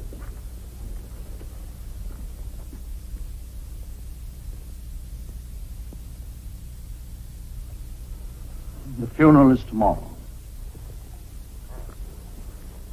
I'm sorry, Mrs. Willardon. When did this happen, Doctor? Cerebral hemorrhage late yesterday afternoon. You can understand why Mrs. Willardon is very distressed. I should like to see inside. Inspector, this is outrageous. I insist you take your men and leave this house instantly. Did you sign the death certificate, Doctor? I did. May I see it, please? It's not here. It's at my surgery. Why did you come here? We have reason to believe that your husband knew something about the Whitechapel murders. Why? I am not at liberty to say. You think he's Jack the Ripper? Mrs. Willardon, I'm here to ask questions, not make accusations. This is a strange... Did you notice anything unusual about your husband's behavior these last few weeks? Mr. Willardon has been I'm ill some... talking to Mrs. Willardon. Will you please answer my question? You know, don't you? You know. Myra. Of course they know. Don't be such a fool. Why else would they have come here? They followed him. They saw the blood. Blood? Mrs. Willerton is hysterical, you understand? What blood? He was wearing his new coat-tails, wasn't he? I was standing on the stairs when he came in. Blood. All over his white waistcoat. Man, I beg you. It doesn't matter now. I don't want the secret any longer. Why didn't you tell the police? He was my husband. I loved him very much once. He was so gentle then. Seems quite a long time ago when he had to give up the practice. It was terrible seeing the change in him. I wonder what made him do those things. One day I heard Pagan screaming down here in the library. He wasn't allowed in here at all. When I came in, he was sitting just over there, biting at his paw. There was a hatpin right through it. He used to love the dog so much, too. And there were the bats. You know that he paid boys off the street to catch bats for him. They'd bring them in a bag to the back door. I saw once what he did with them. He dipped them in paraffin and lit them, so that he could see the poor burning things go flapping round his head, and he'd clap his hands and laugh like a child. Then at night, he began to go out.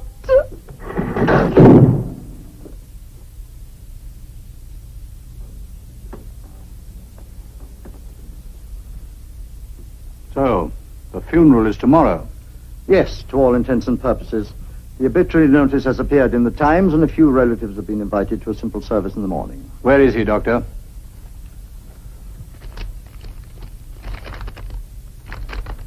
A certificate of insanity. Yes, Willerton was sent this morning to an insane asylum outside Edinburgh.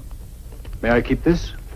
You will find it registered and in order. You realize what this means? Yes, of course. Yes, once certified and committed to an institution, a person is beyond the jurisdiction of the courts. Not even the law can touch Willerton now. Well, there's nothing more we can do. No, it's better. We should never know. And now, if you'll excuse us, Inspector, it has been an agonizing ordeal for Mrs. Willerton, and she has to rise early in the morning for the funeral. Inspector, is it a terrible thing to hope there will be more murders in Whitechapel? Dr. Willerton was beyond the reach of English law. His guilt or innocence could never be proved. But strangely enough, the slaughter in Whitechapel ended that night.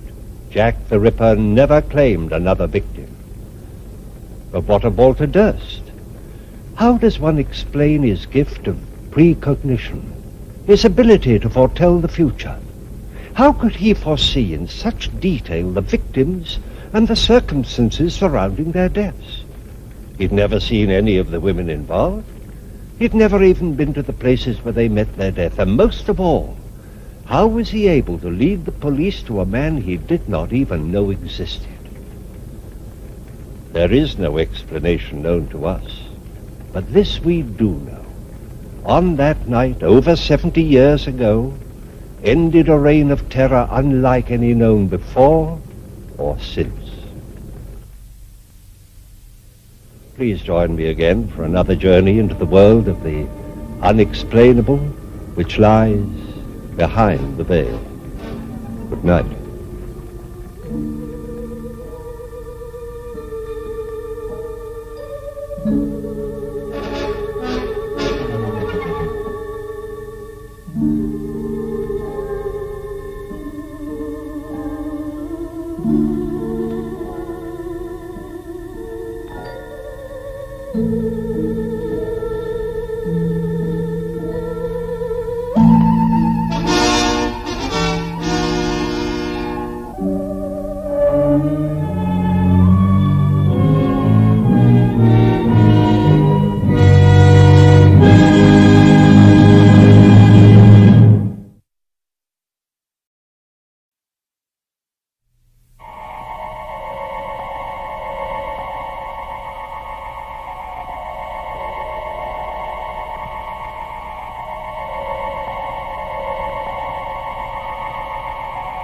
Good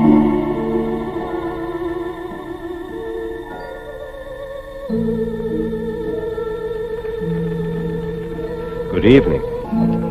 Tonight, I'm going to tell you another strange and unusual story of the unexplainable which lies behind the veil. Down through the ages, man has continually struggled to pierce the veil behind which lies the unbelievable. Many things which were completely beyond our comprehension as recently as 100 years ago are readily understood today. Maybe not then assume that happenings for which we have no explanation now will in time be understood by those who follow after us. Our story tonight is again based on an actual account from this dark world which lies beyond our knowledge. Edward Page, like almost everybody else in New York, was not concerned with anything more profound than the ever-present, oppressive summer heat.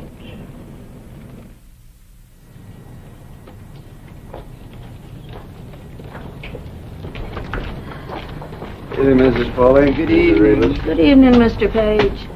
Oh, it's awful hot, ain't it? The humidity, Mrs. Foley. That's what's bothering you, the humidity.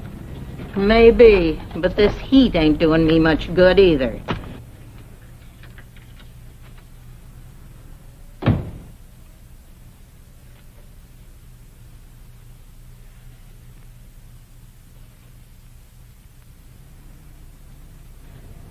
Probably gone to put on soup for his supper again. Always hot soup. Oh, in weather like this, too.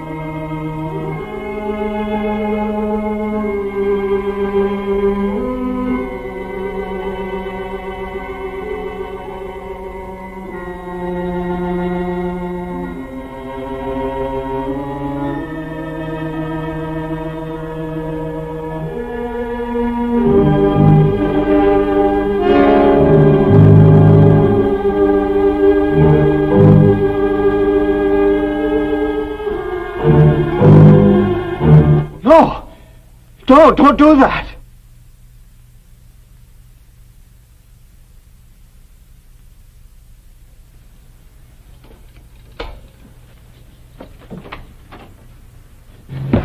It's murder. I saw a man kill a woman. Where? Apartment across the way, third floor back on the corner. I gotta get the police. Murder? Police?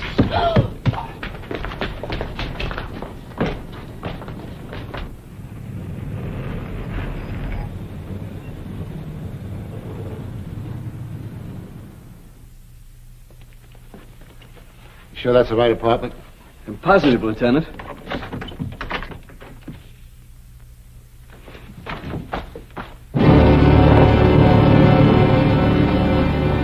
It's empty. The woman, she isn't here. Maybe it's the wrong apartment, huh? No, it's the right one. There's my room right opposite this window. Look around you, Page. There's no body, no sign of a crime. I don't care. It happened. I know I saw it, but I don't know what happened to the furniture. Please, Sergeant, I know I saw it. The woman was blonde. She was brushing her hair. It was very pretty. She fell right over there. The killer was hiding right there. He wore shiny black leather gloves, and he had this flashlight, and he came up behind her, and... I know what you're thinking. You don't want to believe me, but I'm not lying. I know I saw it. Sure, you saw it. But now we gotta figure out what happened. Let's go over to your room. There must be some mistake. There's no mistake. While you're doing all this, the killer's getting away. I can describe him for you exactly. With a description, you could catch him. Charge him with what? Murder and robbery. He robbed her purse and he took the jewelry out of the box. It was right there. Her purse was on the couch. Let's go back to your place, huh? We'll leave the lights on in here so we're sure we get the right apartment.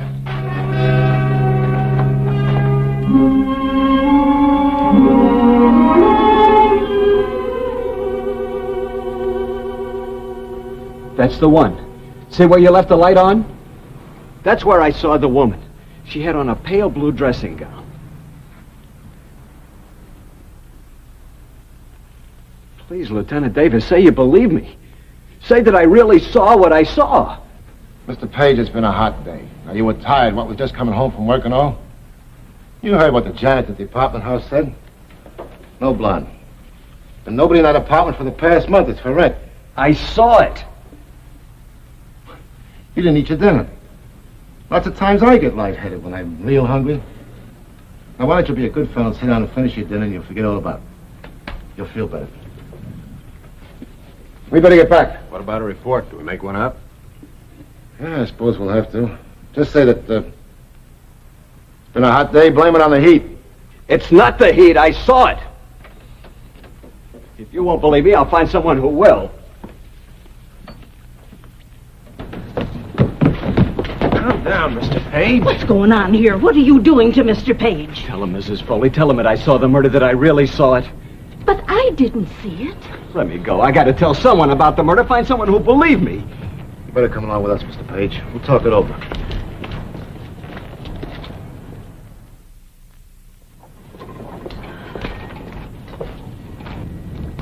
I beg your pardon. I'm trying to find the apartment that's for rent. 345 48th Street. Oh, it's in the next block, honey. Right back of this building. Thanks so much. In the next block, she wants an apartment.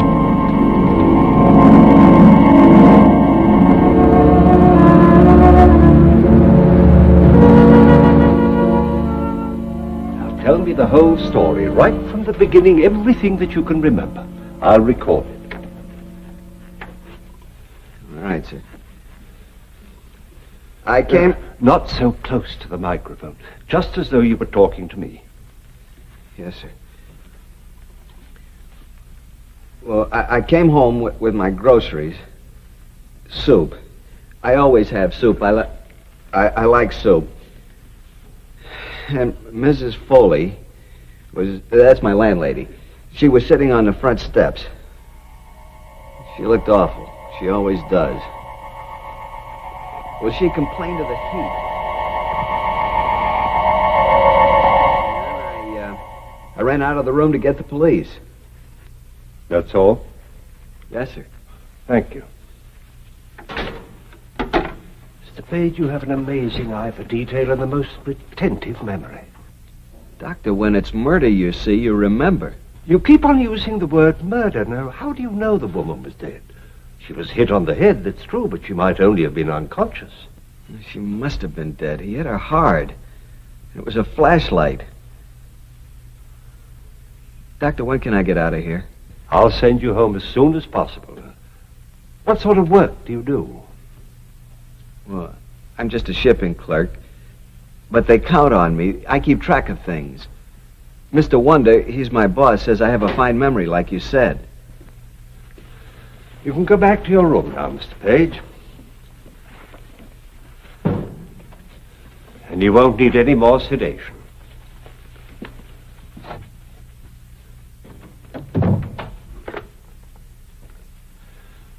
Send Lieutenant Davis and Sergeant Fenton in.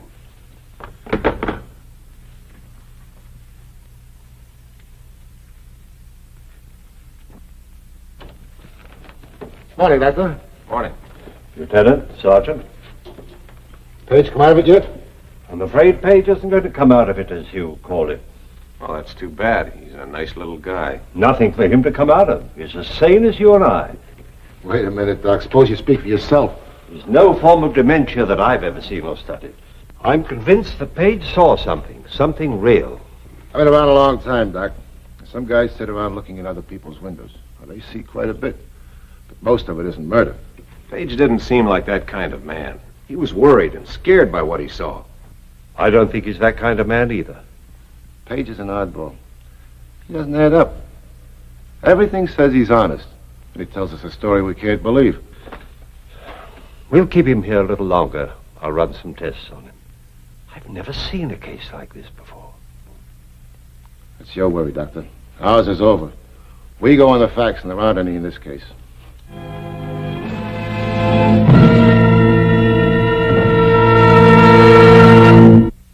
Doctor, what am I going to do? Try to forget it. Go home. Go back to your job. I guess that's the only thing to do. If you can't tell me what I saw, how can I figure it out?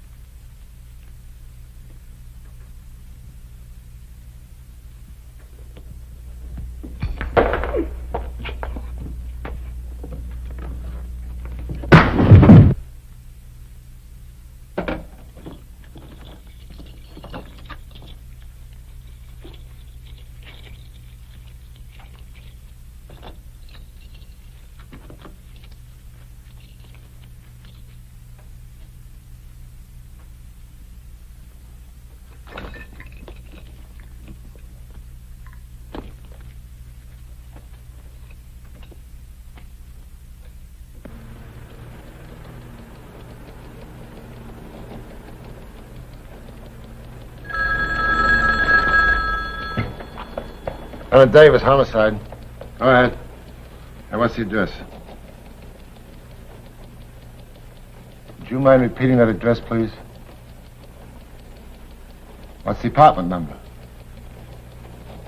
Hey, we're on our way. What's the matter, Lieutenant? That murder Page told us about just happened. Dr. Mason, please. Blue dressing gown. She was brushing her hair. It's real pretty, too. Fell right there. Well, Dr. Mason, this is Sergeant Fenton. Lieutenant Davis would like to know when Page was released. Oh, I see. He was released over 3 hours ago. I want him picked up fast. 2 African masks over the fireplace.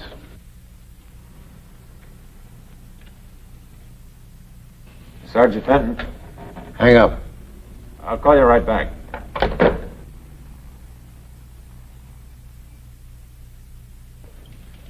He just came in and turned on the light. Go over there and get him. Tell him nothing but bring him back here.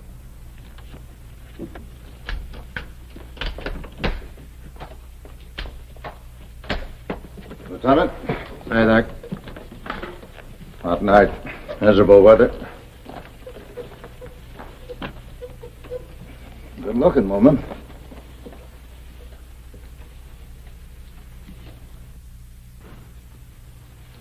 Usual blunt instrument. How about a flashlight? Ever hear of a murderer describing his crime to the police before he commits it? Sure thing. It's a killer, a big man. Dare you to catch me kind of thing. I wish this were that simple. The only trouble is he described the furniture in here ahead of time. There was no way he could have seen it. Sound like you need some salt tablets. This heat's murder. Yeah, there's nothing I can do. I'll send the boys up.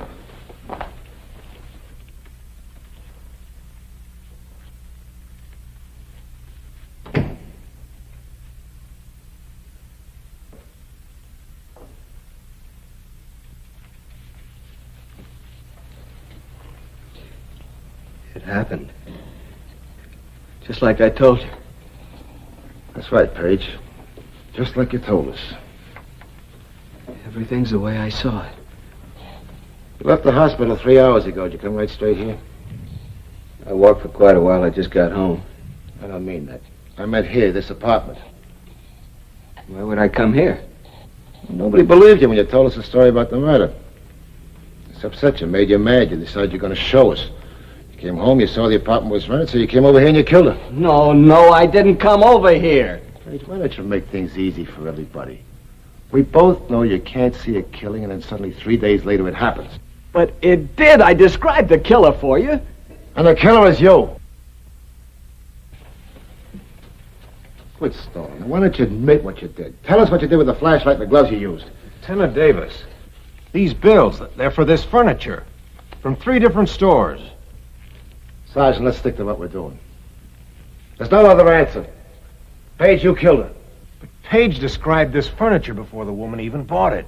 And she was in Chicago 3 days ago. She's never been in New York before in her life. How could Page have described her? I'm willing to admit I can't explain how he could describe the furniture or the woman. But I do know how he had a chance to come over here and kill her. But I didn't, Lieutenant. I didn't kill her. If we don't all keep calm around here, I'm the one that's going to wind up in Bellevue. Let's face it, Page. You could have prevented all this. If you guarded the apartment, you might have saved her life. Nevertheless, you're still my #1 suspect. I saw the killer. That means you can find him. I gave you a description. I know I have.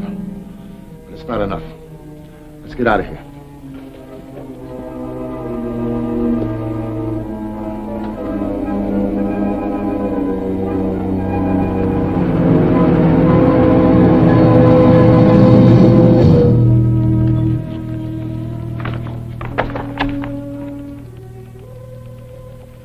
Nothing, Sergeant. Nothing so far. It's a tough job looking through all those pictures, Mr. Page. You get so they all look alike. Stay with it.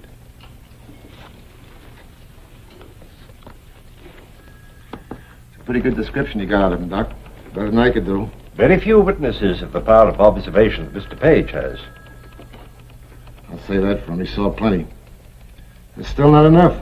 How about the way the crime was committed, the nature of it? Oh, it's pretty standard. Look for an open door, rap on the head, take the valuables. A dime a dozen. It's the smart ones we nail. The ones that figure out their own clever way to commit a crime. Well, if that's all the help you can give us, I guess it'll have to do. Let's see how they're doing in there.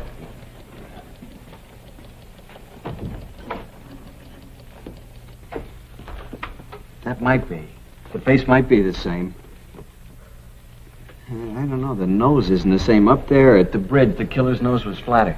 That's Ben Burton. He's out of circulation. He's got 5 years to serve before parole.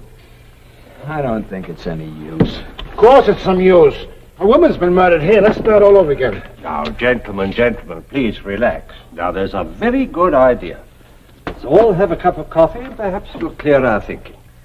Now, Mr. Page, you've been most cooperative, but if we could help you to remember just one more thing. All right, Doctor. When you saw him hit her, what did you do? I hollered. No, don't do that. Did he hear you? Well, no, he couldn't hear me because the window was closed and his ear... Wait a minute. His ear, his left ear, it was, what do you call it? Prize fighters have them. Cauliflower ear? That's it, his left ear, he had one. That does it. That's what I need, something to work on. Come on, Fenton, we'll get out the new description on it. This time we'll add a cauliflower left ear. Well, Mr. Page, I think you can go home now. I'd rather not. I couldn't sleep now. Not until the job's finished. I need to talk to that man. It may be some time before the police can find him. I'll wait a while. It'll be easier.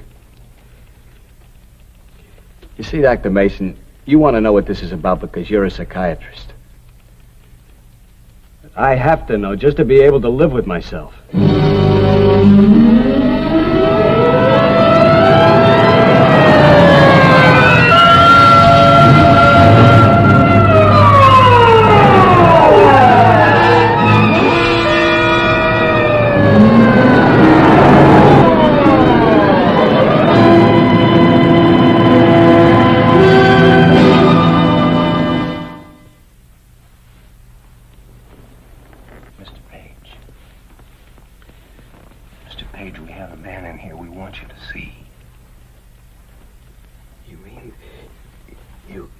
Actually found a man who...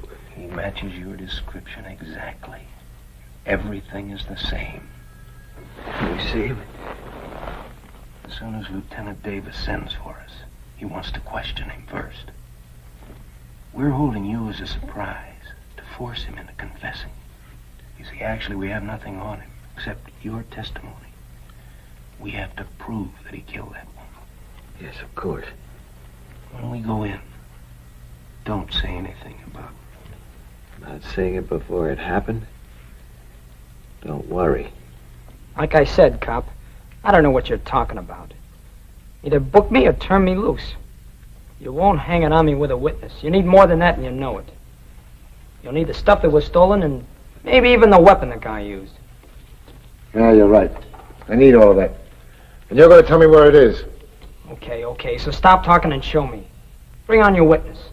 Let's see what you've got.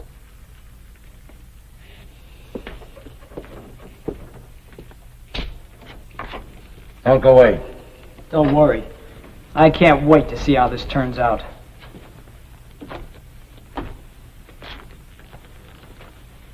That's him. That's the man. That's him. That's the man. Sit down, Kerwin. See? See the ear? Tell him, Page. Tell him what he did.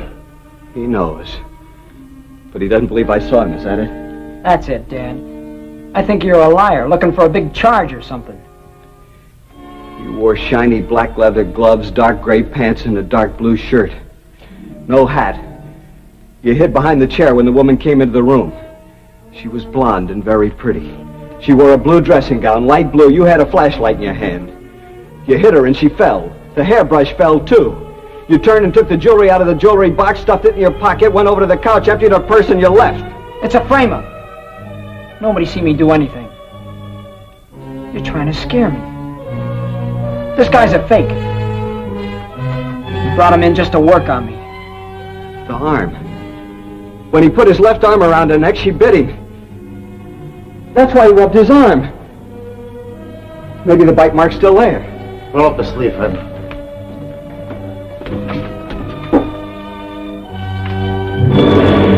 It's there.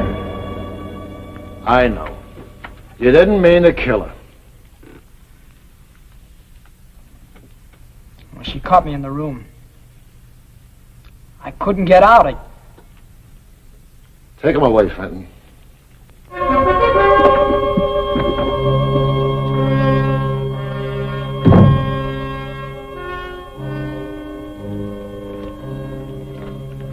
Try to forget it, huh, Page? Go back to work and stop thinking about it. Are you going to stop thinking about it, Lieutenant? No, I guess not.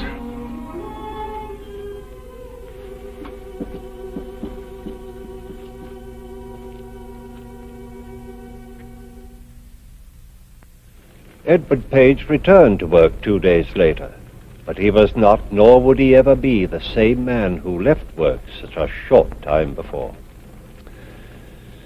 Page's experience was an example of what is defined as precognition, the ability to foresee the future. Throughout history, there have been many such instances, reported and documented. How does it happen? Why? I'm afraid the explanation is still beyond our understanding, at least for the moment. Please join me again for another journey into that real but unexplainable world which lies behind the veil. Good night.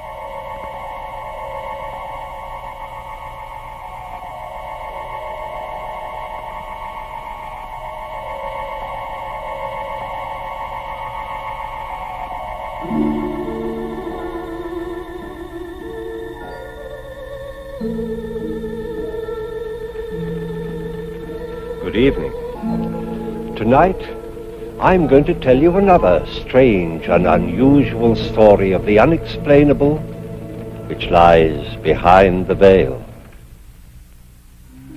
Under powerful emotional stress, the mind and body are capable of strange, almost unbelievable feats. Tonight's story is one such case, taken from a true and documented incident. Edmond Vallier was not a man who loved lightly. When he gave his heart, it was with a deep and abiding passion meant to last for all time.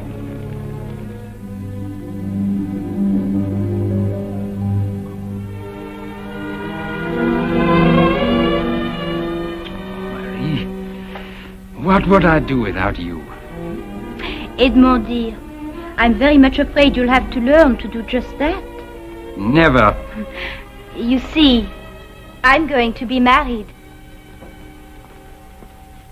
You're joking. Oh, you ought to know me better than that by now. I have no sense of humor when it comes to love or money. But I thought you loved me. Well, of course I did. But what has that to do with it? I don't understand. Edmond, you are sweet, and I'm still very fond of you. But you've become a luxury I simply can't afford. Who are you going to marry? Darling, you'll never guess. Not in a million years. I shall soon be the wife of your publisher and employer, Charles Moncourt. Moncourt, mais pourquoi? Oh, darling, you know why. He is rich. He can afford to give me all the things I want. No. No, that I will not allow.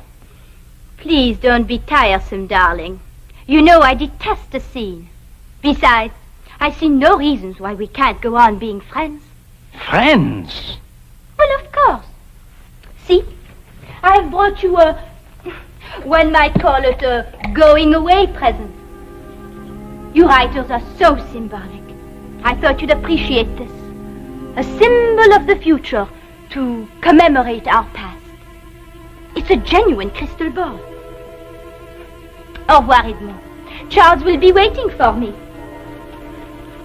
Oh, darling, as soon as we are settled, you must come and have dinner with us.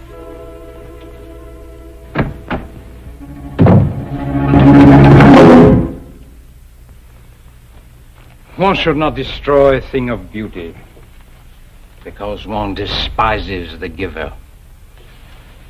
No, my friend, we shall find a place for you.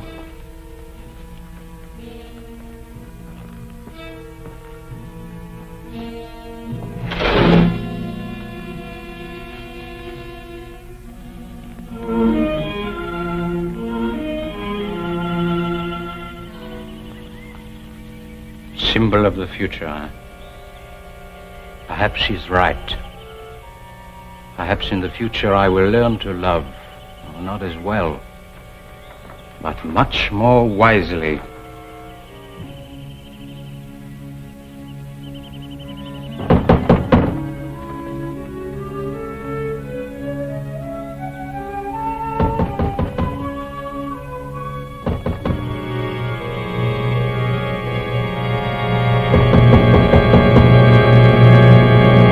Edmond! Uncle Andre. Ah, there you are, my boy. I knocked and no one came, so I walked in myself. Well, what is this? A new acquisition?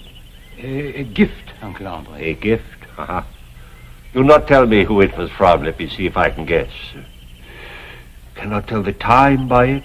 Birds cannot build their nests on it. Marie. How did you know that? Well, it is so like her. Lovely, but quite useless. Oui. Ah, I see that you still love her. I don't know, Uncle Andre. I don't know whether I love her or hate her. Oh, that is a very bad sign. Let us go indoors, and I will attend to this matter myself, personally. Come, come, come.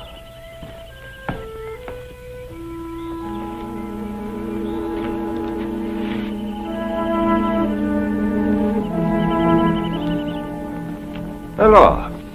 Let me have Marie's letters. How do you know I have any? Oh, mon cher. A Chevalier and my nephew. You could not possibly fall in love with a woman who did not write long, passionate love letters. And as a writer of sentimental nonsense, undoubtedly you kept them. Now let me have them.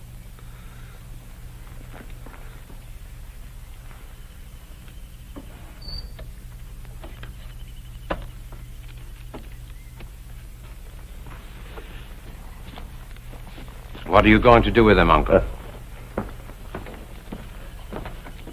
This! Uncle Andre! Edmond! Oh, ho, ho. As a seasoned campaigner in the game of love, I am going to give you some very sound advice. And as a well-brought-up young man, you will do me the courtesy of listening.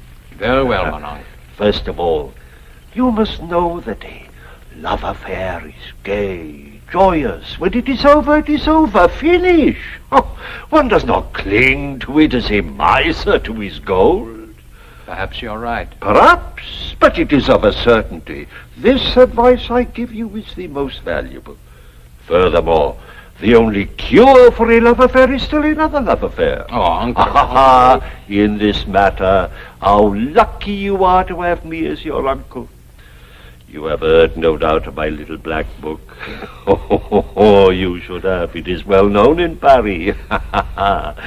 Perhaps as famous as the Arc de Triomphe and the Champs-Élysées. Uncle Andre. I have an engagement this evening with a most enchanting creature. A dancer at the Moulin Rouge. You will dine with us and we will see if she has a friend. Uncle Andre, I know that you're trying to be helpful, and I thank you. But I must try to get some work done.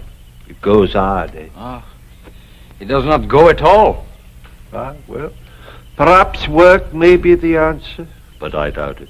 But remember, in any case, your Uncle Andre has the right solution. I will remember. I go now. My engagement begins at 8 o'clock. I will drop in to see you again, and I hope to see an entirely different attitude. Au revoir, mon oncle.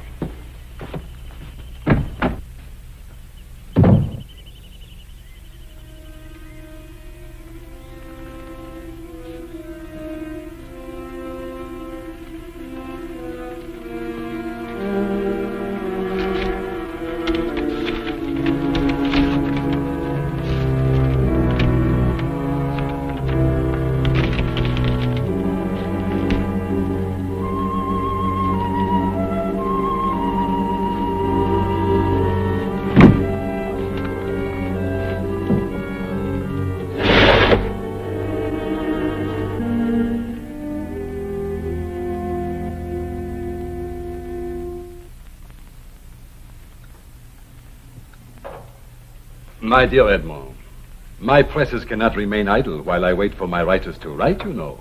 I've tried, Charles. If he doesn't come, he doesn't come. Nonsense. You have written many love stories before and written them well. Surely you must have been in love. Of course he was. Edmond was in love with me. You see, Edmond, what man has not envied me? I am sure you must have been in love with Marie, but she not with you. That is the great difference. Every man would like to believe that he has won for himself the one woman that every other man would be proud to call his wife. See, there is a subject for another great love story. It is so simple. I'll try, Charles. Good. Tomorrow morning I leave for London and then Amsterdam. There shall be English and Dutch editions of your last 2 books. And while I am gone, you will visit Marie. But, Don't you wish to visit me, Edmond? Oh, I do. But there's my new book. You have always been entertaining for our Marie. She is fond of you, and I don't want her to be lonesome. It will be such fun having you over for tea, Edmond. You will visit Marie. That also is part of our agreement. Edmond is a very sensible and agreeable young man. He will do exactly as he is told. Splendid. 2 weeks, and I shall return with contracts. And money, Edmund. Money. Madame?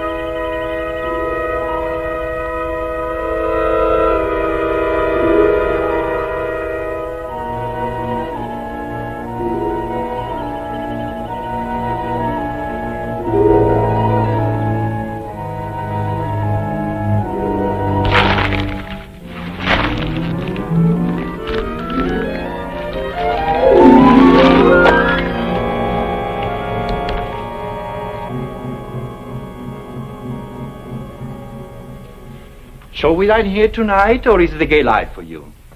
The gay life, always. But tomorrow, Philippe. Why not tonight?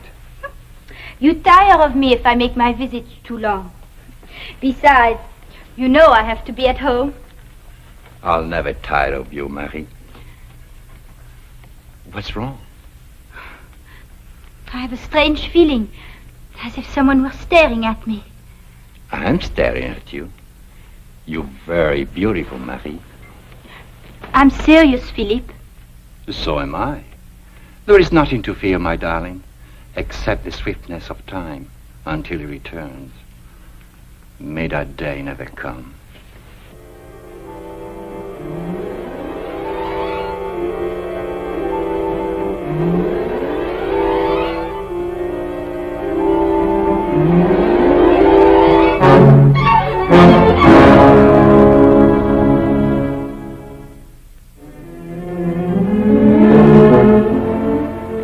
Edmund, my boy! But you look terrible. I presume this means you have been working? I've been trying to work, if that means anything. And what have you accomplished? Frankly, very little. Ah. I see you have not forgotten her. I think about her, Uncle. In fact, I've been ordered to think about her. Moncourt's gone out of town on business. He asks me, mind you, if I wouldn't mind dropping in on her occasionally so she would not be lonesome. That fool! He knows I was once in love with Marie. Ah, then he is not a fool. On the contrary, he is very intelligent. Well, if I can find the time, I'll drop by. I disapprove. But I'm afraid you will find the time. Edmund, my boy, you must forget this woman. Let me get rid of this silly thing. No! Sorry, Uncle Andre. I didn't mean to shout at you. It is nothing, my boy. Here.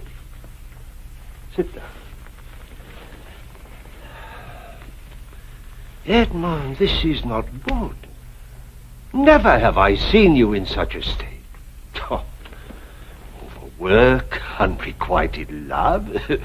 These reasons are not good enough to explain it. Now, what is the real reason? I cannot tell you. Oh, cannot tell me.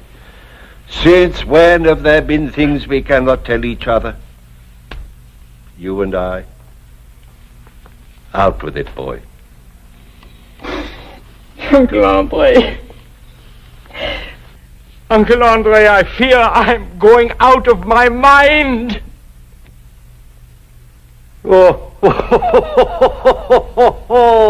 Rivali may gamble too much, drink too much, chase too many women, if that is possible. But to go insane? Ha, never. Uncle Andre, listen to me. I see things. What sort of things? Where? In that crystal ball. I can see Marie, wherever she is. Do you really think you are going out of your mind? It's so clear. I can see wherever she goes. I can even see whom she is with. Whom she is with? Not her husband? No, he's not back yet. Oh, Edmund, I am disappointed. You are jealous. You sit here, clutching the ashes of a burned-out love, tormenting yourself with this jealousy. Uncle Andre, it's nothing like that at all. Then I say to you, the rest of it is nonsense. Oh, Edmund, I have the solution. Come with me tonight. Let the perfume of Paris sweep away these cobwebs from your brain. I thank you, Uncle Andre, but I cannot. Ah! Now I lose my patience. And why is it you cannot? There are so many things to do. Then do one thing for me, I ask you. You say you know where Marie is. Then go there and see if she is there, or go to her house and see if she is not there. If you are going out of your mind, at least let us find out in time to do something about it.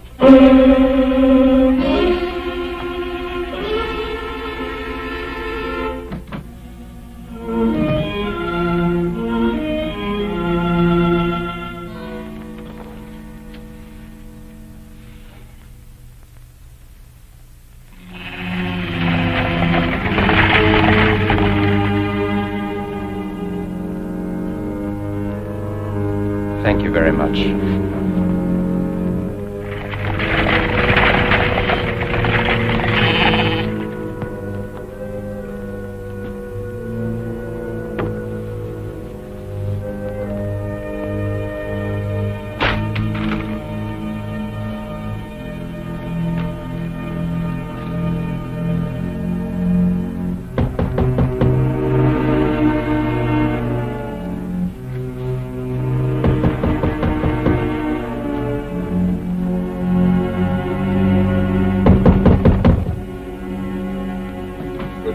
Good morning. Charles. Edmund. Well, this time I can see you have truly been working. Yes, but you've come back early. Almost a week. And with wonderful news, Edmund. Contracts in London and Amsterdam were signed. And I have promised them at least 2 more new books by you. Thank you, Charles. You don't sound very enthusiastic. Oh, I'm very grateful. But I stopped here to tell you the good news even before I went home. I've been working very hard. No time for frivolity, huh? No. But you did have time to visit Marie. I tried to, but I've been very busy. Busy? But too busy for a friend? You can see for yourself, Charles. I've hardly had time to leave this study. Oh, but I asked you to. I'm sure Marie did not miss my visits. Now, what do you mean by that? Nothing. It's just that I've been working very hard. Now, you approve of that, don't you? Yes, but one visit you might have made. All right, I did. Then why do you say you did not? She was not home. Not home? Where would she go? In heaven's name, mon coeur, how do I know what your wife does when she's not home? I told you. I stopped by and she was out. Oh. For a ride, perhaps. Perhaps? Edmond, is there something wrong? No. It's just that I've been working very hard. But you said that before. There is something on your mind. What is it? Nothing, Charles. Can we discuss London or Amsterdam? Is there something I ought to know? I am an old friend, Edmond. I deserve an answer. You know all there is, Charles. No. There is something about Marie that you won't tell me. She hasn't left you, if that's what you mean. She's been home every day. First you say you did not visit her. Then you say you did. Now you say you know she is home every day. How do you know? Leave me alone, Charles. Stop asking me questions I cannot answer. It becomes clearer. There was time for frivolity. And what you cannot bring yourself to say is that Marie has found another man. And that man is you. No. It's not me. I give you fair warning, Vallier. I shall ask Marie. And if what I suspect is true, I will kill you.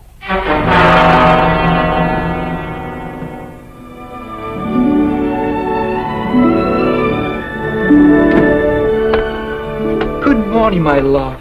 I thought you never cared here. Oh. I'm running out of lies to the maid. Surely no one suspects. And that feeling of yours, does it still haunt you? Philippe, I don't know. I just don't know. After today, I don't think I should see you again. But, darling, we have an entire week. Even this morning, on my way from the station, as if eyes were following me. Yes, of course. You are very beautiful, Marie. Why should not all the eyes of Paris be staring at you? Darling. Oh.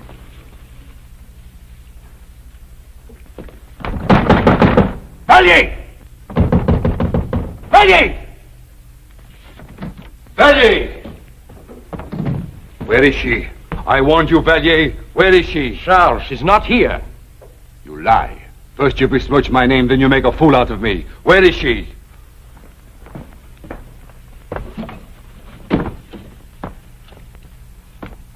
Charles, I have not talked to Marie since the day you left. You and I were friends, long before either of us ever met Marie. Will you not take my word that I am not involved with her? No, I will not. You know more than you will admit. If you were my friend, you would tell me what you know. Where does she go? Very well, Charles. I would spare you if I could, but every day Marie goes to Paris and meets a man. Who is this man? I do not know his name. I know where he lives. He's an artist, a painter of beautiful women. How do you know all this?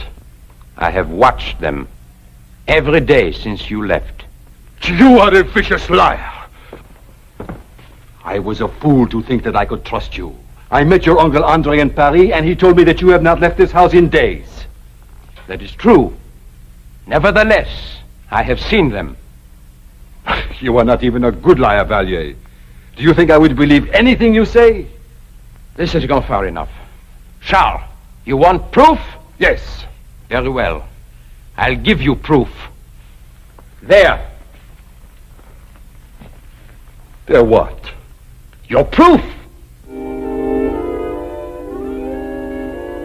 What am I supposed to see? Marie and that painter. Are you blind? She has on a gray dress with the lace at her throat and on the cuffs. Don't you see her? Edmund, there is nothing but a crystal ball. Or is this another one of your tricks? Charles, what's happening to me? I don't know. Either you are a very good actor or... I don't know. Very well. We'll find out which. Where are you going? To Paris. Either Marie is with this man right now, or you'd better have me committed to an asylum. Forgive us, mademoiselle. We've come to the wrong place. Edmond, let me take you home. You are not well. I should have realized.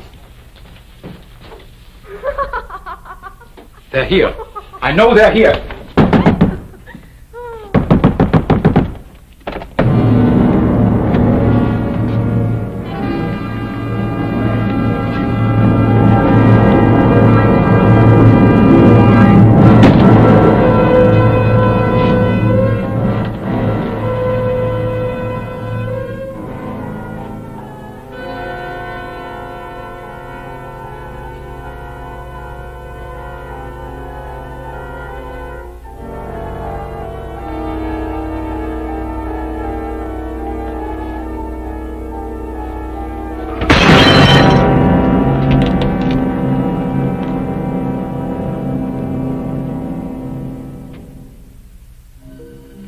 One final chapter remained after the door closed behind Charles Moncourt. Based on Edmond Vallier's testimony of what he had seen in the crystal ball, Moncourt was granted a divorce, the only time that evidence of this kind has ever been accepted in a court of law. But although his testimony was accepted, there has never been an explanation as to how happenings of this kind occur. Please join me again for another journey into the world of the unexplainable which lies behind the veil. Good night.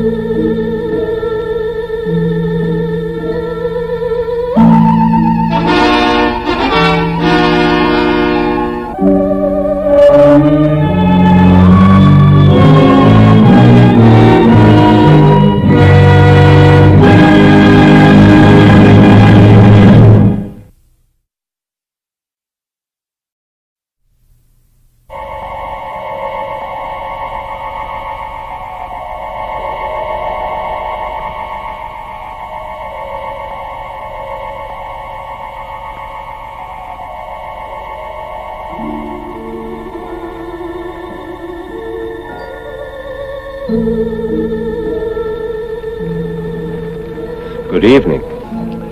Tonight, I'm going to tell you another strange and unusual story of the unexplainable which lies behind the veil. All through his history, man has constantly striven to push back the frontiers of knowledge, to discover what lies behind the veil which separates knowledge from ignorance. In my own lifetime, I've seen things come to pass that would be unbelievable to my parents and my grandparents. Travel through the air, the ability to speak to a friend halfway round the world. Well, if these wonders have occurred in so short a time, just think of what our children and grandchildren will be able to know and understand. Happenings that to us defy explanation will be commonplace and ordinary to them.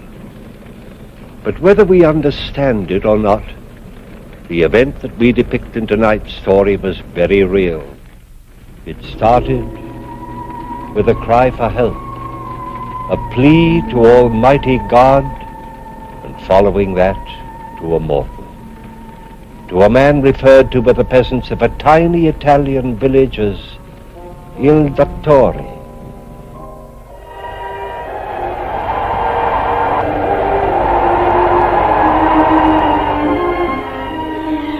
Preghiamo, Gesù. Vi preghiamo, non più di questo non posso fare. Oh, Madonna Santissima, vedi tu. Salvaci questa bambina e la nostra vita. Non abbiamo altro al mondo. E abbiamo tante di quelle preghiere. Faccia che il dottore venga in tempo, Madonna Santissima, priegaci tu. Sì, cara, ti passerà. La mamma è qui con te, amore. No, no, Carl, no.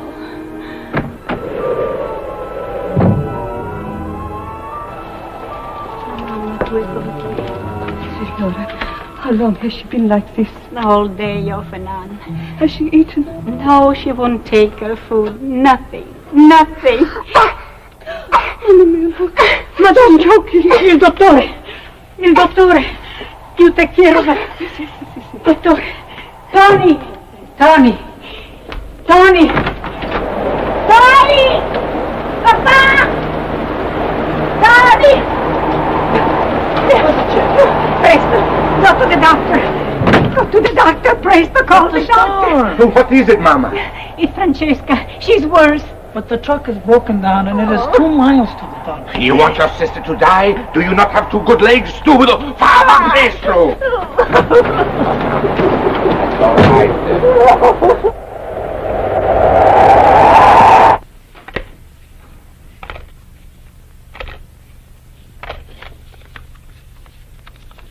There. Now take 2 tonight when you go to bed and 2 in the morning when you get up. Understand? Wait 3 days, and if you don't feel better, come and see me. Ah, that's my son. He is here. Yes, Signor Angelo is here, Doctor. Signor Angelo. Oh! How's my Marie? Oh, fine, fine. Woo! Here, let me help you. Oh. Angelo, my son, my son. Ah, welcome home. And how glad I am to be here, Father. What lady, was your train late? No. Giuseppe had trouble with the car. This is the second time this week he's broken down, Doctor. It's too old. Giuseppe, take those things upstairs. Don't stand here in the draft, Doctor. Take him inside by the fire. I go get something to warm him up. Ah, my son, it is good to see you home again. You're looking well, but it is a long time, over a year. I know. And I had a terrible job getting away from the hospital, even now. So, too many patients already? Oh, it's not so much that, Father. They are short-handed. They lost 2 surgeons last month, and, well, you know how it is. Ah, who should know better than I? How about you? Oh, go along from day to day, nothing much happening, same as usual. No, I mean your health. You look tired. No one gets any younger. Do you still permit them to bother you as much as ever? Bother me? Oh, I know these peasants. Every time they stub a toe, they yell for the doctor, like children. Only worse, in my opinion. There's some excuse for children. Ah, they are like children. They frighten so easily. But the trouble is, one never knows how serious it may be. A stomachache can be unripe apples or an appendix. A little temperature, a simple cold, or maybe the beginning of a serious fever. But a doctor is rewarded by... I know the arguments. But seriously, Father, you look far too tired for my liking. You are absolutely right, Signor Angelo. Some days he's running from morning until night, and it's no good my talking to him. Maybe you can make him see some sense. Or better still, maybe you can stay here and be the doctor. Well, I don't know about that. I'm going to the Venturellis. I better hurry. You see? Always running, always running. You have to go out? Oh, it is not very far.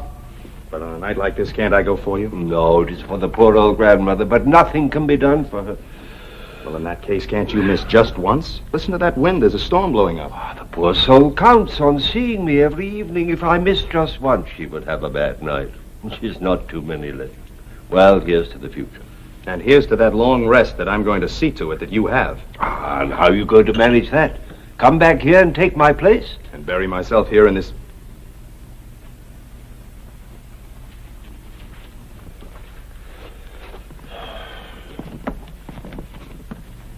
I'm sorry, Father. I didn't mean that. Oh, you're quite right, my son. This is no place for a rising young surgeon. Well, in the big hospitals, there's much more opportunity. Up-to-date equipment and... you know. Yes, we have none of that here. But there is one thing here that is just the same. What is that? The patients. Whether it is in a big city hospital or a peasant's cottage, the patients are just the same. All a little helpless, a little frightened. Well, I must go. I wish you didn't have to leave. Tell you the truth, I wish I didn't too. Giuseppe, Yes, Doctor. time to get started. I'm ready, Doctor. Well, I think I have everything here. Though the good God knows that all the equipment in the finest hospitals in the world could not help that poor old woman now. All I can do is to give her a little friendship, a little comfort.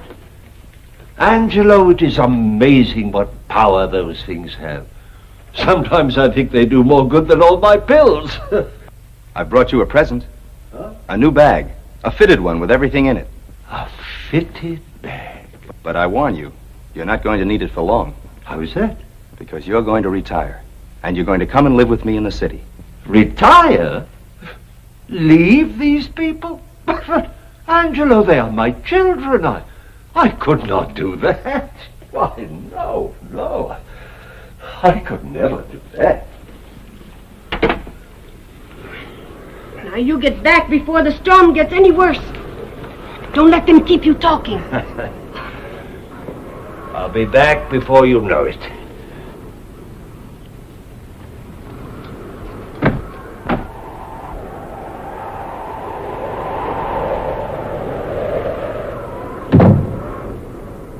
Ooh. Ah, what a night. How do you think the doctor looks, Signor Angelo? He's aging far too quickly for my liking, Maria. I'm worried about him. Yes, he is tired, and he gets more tired every day. But now that you're here, it's going to be easier for him. I'm not going to stay, Maria. You've got to help me. I want him to come and live with me in the city. You're the only person that can help me persuade him. Take him away from here? You can't do that. Why not? They wouldn't let you. Who wouldn't? The people here, they can't do without him. Is there so much sickness here, then? Oh, it isn't only sickness, it's everything. Anything that happens, it's ask the doctor. And he never refuses. Oh, Mamma Mia, who can it be? I'm coming! Are you trying to knock the door down?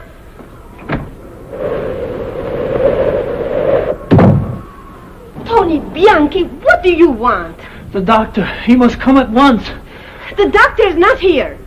But he must come. But how can he come if he's not here, stupido? What's the matter, Tony? Buenos Aires, Signor Angelo. It is little Francesca. She is very sick. And Mama has seen it. She will die. But... All right, I'll come, Tony. There's a bag with a suitcase. It's a black one. Will you get it for me? Yes. But it is the doctor. Mama said... I am a doctor, too, Tony. But...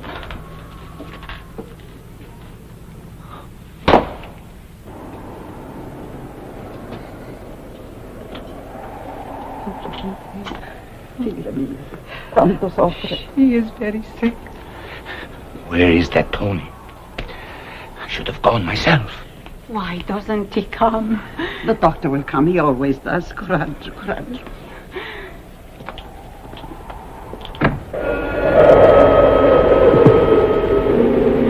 Dottore!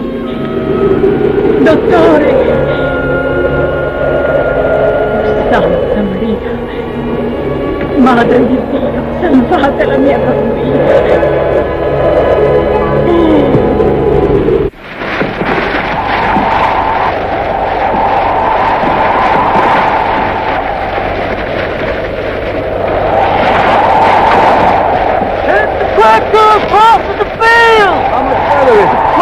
How much further is it? It's not too far!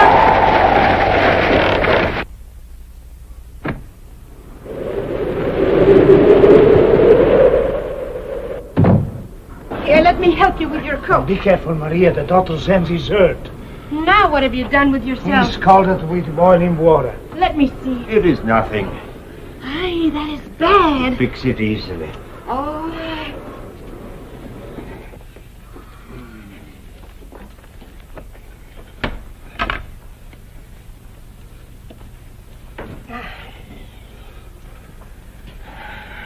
Let me do this for you. You're so careless. You won't be able to use this hand for a while. Giuseppe, go get the doctor's slippers. Come and sit down, Doctor.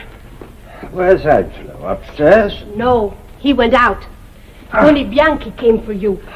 Francesca, the little girl, she is sick. And Angelo went? Yes. Did Tony say what was wrong with the child? No. He just said that she's very sick. But you know how they are. They are always very sick. Shall I put the car away, Doctor? No, Giuseppe. Maybe I better go myself and see. What? You go out again on a night like this and with that hand scalded? Did Tony come in the truck? No, I don't think so. You mean they walked in a storm like this? They are both young. Now you stay right there, no nonsense. I hope he'll be all right. Of course he'll be all right. He's a doctor, isn't he? I know, but... You worry too much. Now you stay right there and rest, and I'll go finish the dinner. Giuseppe, take the car and go down the road. You may be able to pick them up before they get there. Yes, Doctor. In any case, wait and bring Angelo back. Va bene.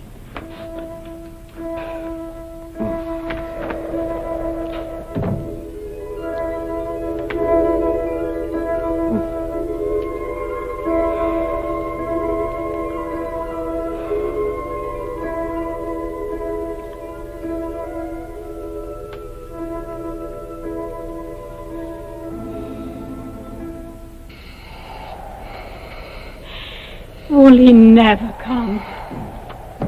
Il dottore. Il dottore. Io sia ringraziato il dottore. Il dottore, Dio sia ringraziato, you've come. Signor Angelo. Where is the doctor? I'm a doctor. Where's the child? What have you done? I told you to bring the doctor. What have you done? I couldn't help it, Mama. The doctor wasn't there. My father was out on another call. Tony said it was urgent, so I came instead. But we need a doctor. I am a doctor, Signor Bianchi. I can do everything that is needed. Now, where's the child? In there? Dottore. Dottore, no. Non la tocchi, dottore. Non la tocchi.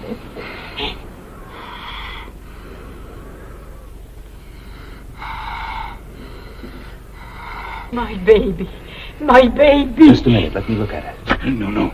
You must not touch her. I'm not going to harm her.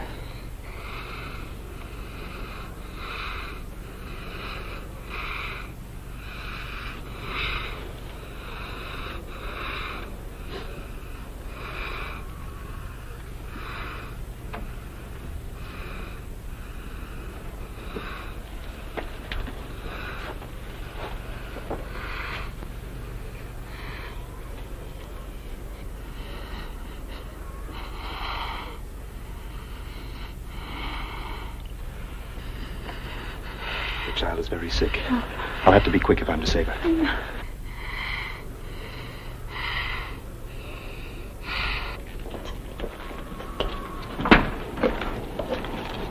I'll have to boil these. Put some water on the fire. You heard me? I have to boil these instruments. What are you going to do with them? I'm going to operate on the little girl. No, Signor Angelo. You will not touch. We will wait for the doctor. Don't you understand how sick your child is? You will not touch her. Do as I say. Put that water on the fire. Of all the stubborn fools! We will wait.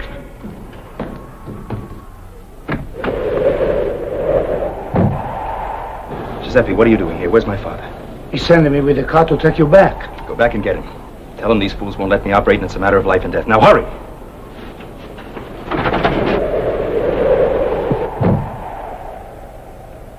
Now will you put that water on? We wait for the doctor. There won't be time then! This way they'll be ready for him.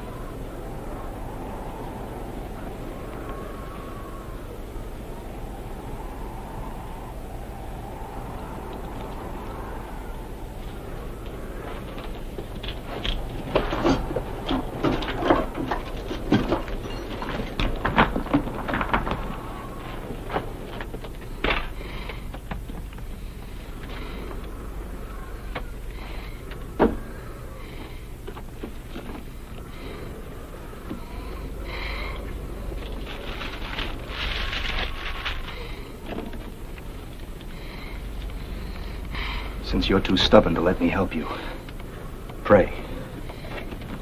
Pray that my father gets here in time.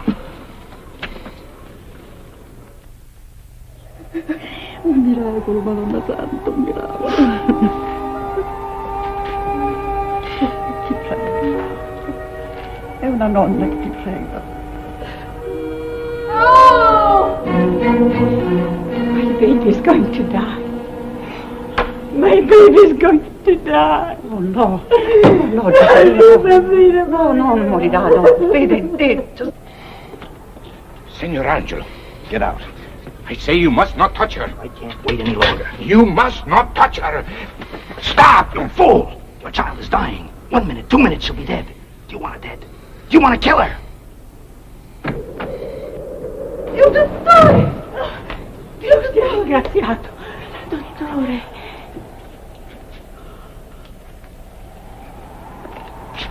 Thank God you've come. Now, will you go?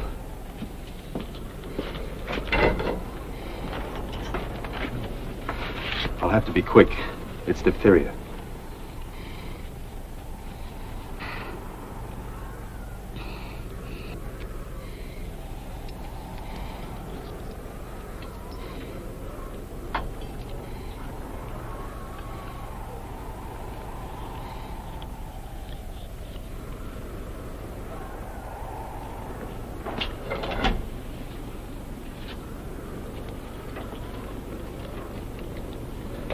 Father, you look all in. You better go back with Giuseppe. I'll clean up here. It'll take some time. She's gonna be all right.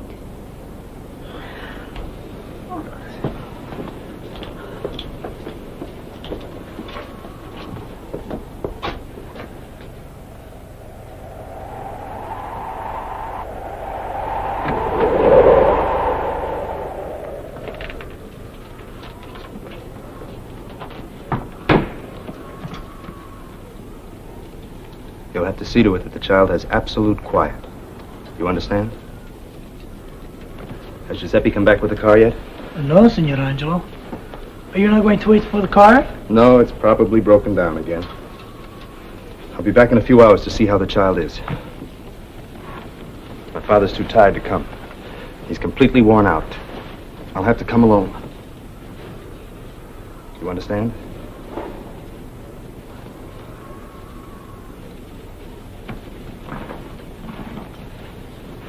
Signor Angelo. Yes? Many thanks. Doctor?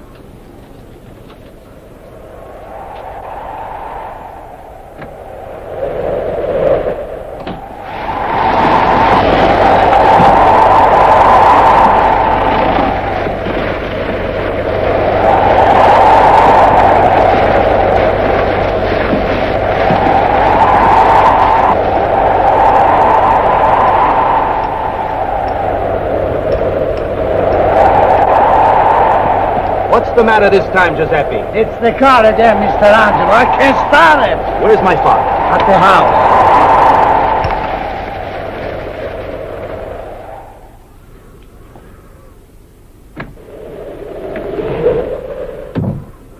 Here you are at last. I saved dinner for you. I hope it hasn't spoiled. How's Francesca? She's fine. His father all right? Yes, he's inside, but where's Giuseppe?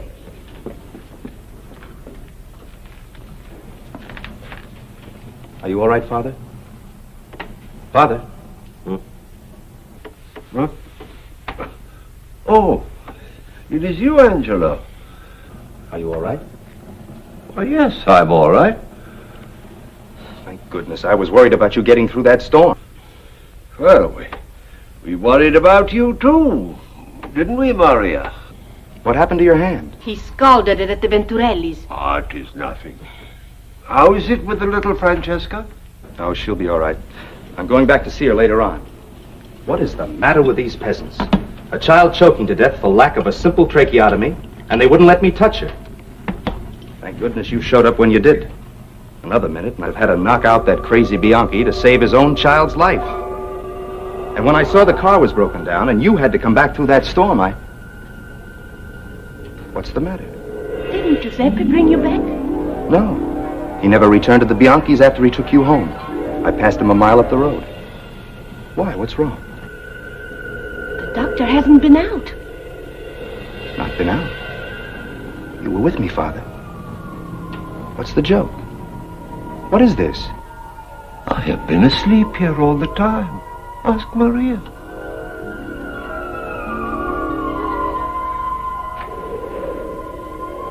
But we all saw you. Mr. Angelo, that car. I couldn't get to the doctor as you told me. I hope everything was all right.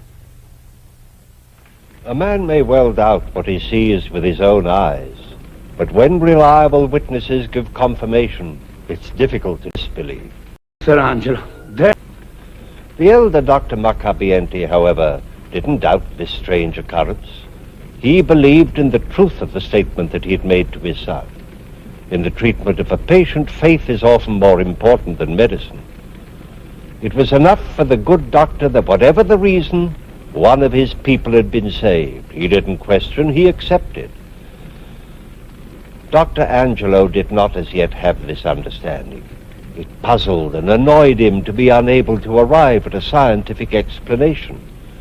Well, he never did. But his acceptance by the peasants as the young dottore did bring him around to his father's way of thinking. The glamour of big city medicine gradually lost its power, and he stayed with his father to help what soon became their people. Actual happenings as this one, on which tonight's story is based, occur much too frequently to be passed off lightly. Time and again in my research I've encountered reports of cases of this kind which have been thoroughly documented by reliable authorities. The explanation? There is none. At least, not one yet known to us.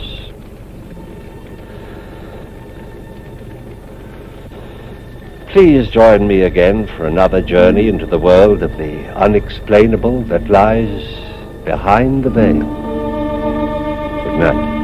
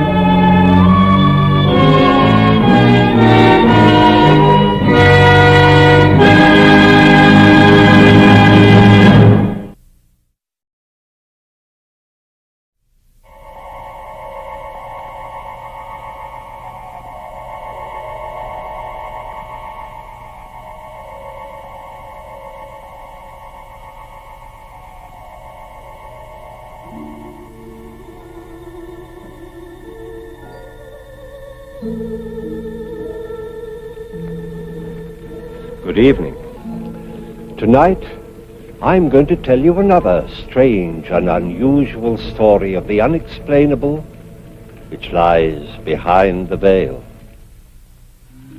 The mysteries of the East have always been a source of wonder to Western man. Our story tonight takes place in India and is based on a true and authenticated incident.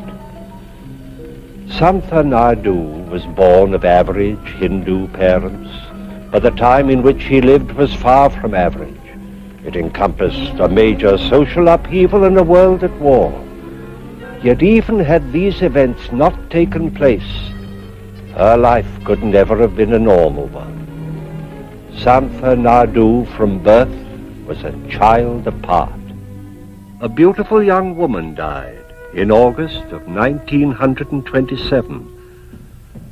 Her name was Sita Vernoy. A beautiful baby girl was born, also in August, in the following year, 1928. Her name, Santha Naidu.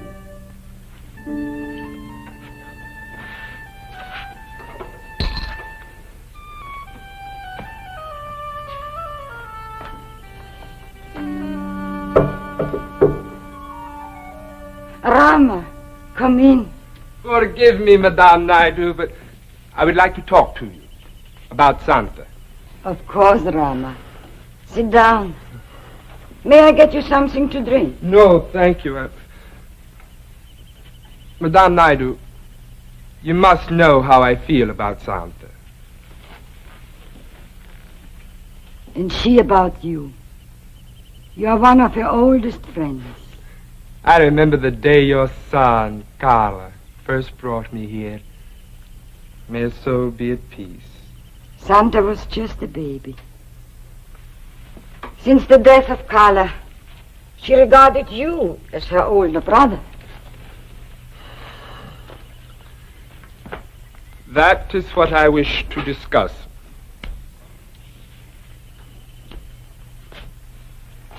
I've watched Santa grow from a child to a young lady. And you know, I would do anything to make her happy. I'm not the wealthiest man in Delhi, but my prospects are good. And Madame Naidu, I would like your permission to marry Santa. Have I said something wrong? Rama. Rama, this is a day I have prayed for, yet feared would come. I do not understand.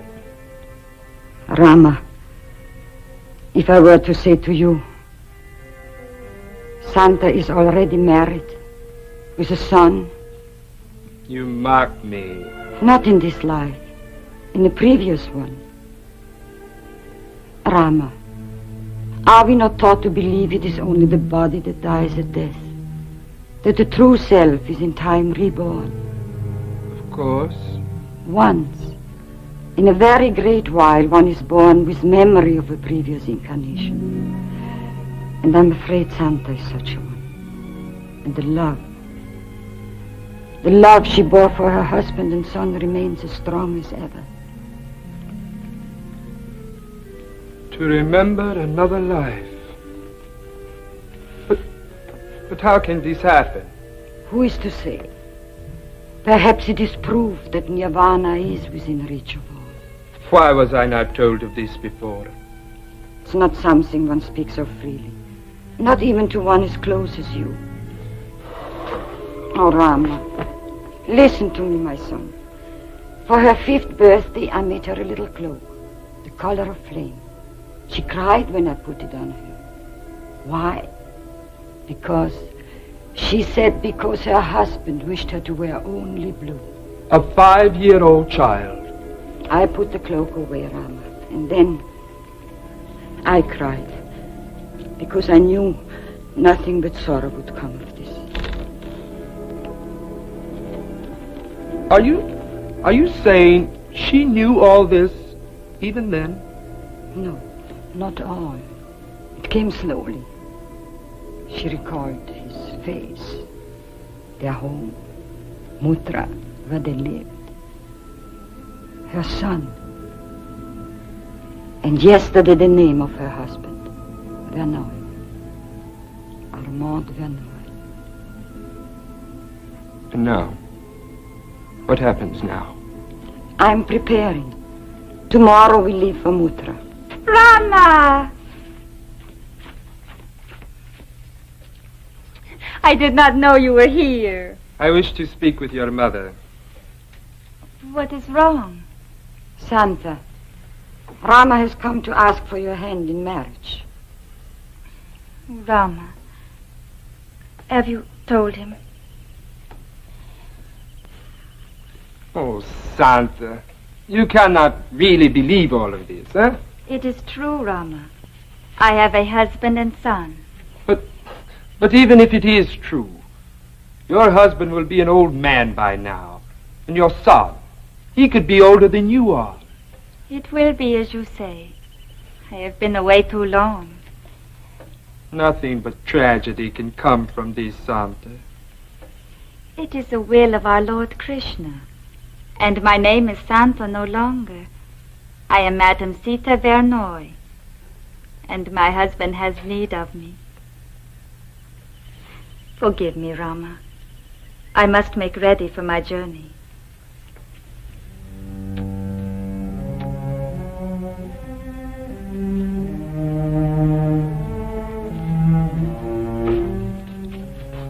Madame Naidoo, this will not be a journey for two women alone. You love her so much. We would welcome your company.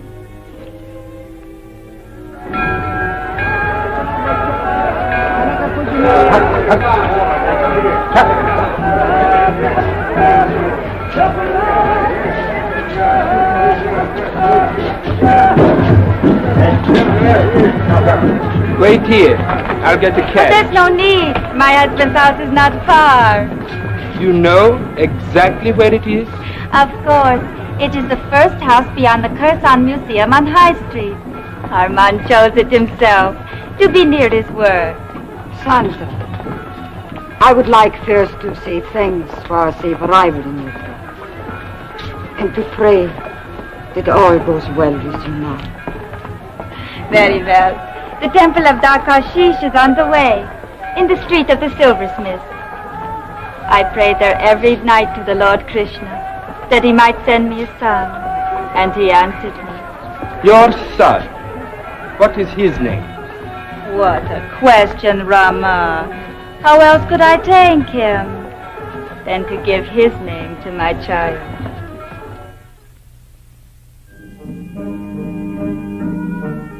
Therefore, my dear Professor Goncourt, we are pleased to accept Krishna Vernoy as a student at Columbia College. Thank you. Thank you, Professor. Isn't that wonderful, Father? Yes, my son. Please let me know when you expect to arrive in New York with him, etc. We are old friends, the Dean and I. Very good ones. When will we leave for America? Well, a couple of weeks or so, I should say. How will we get there? I don't suppose we can go by way of the Pacific because of the Japanese. Krishna, Yes, my father. Professor Goncourt just arrived in Mutra. He wanted you to have this news at once, but now... Forgive me, Father. And you, Professor. I know you must have much to say to each other, if you'll excuse me. Thank you, my son.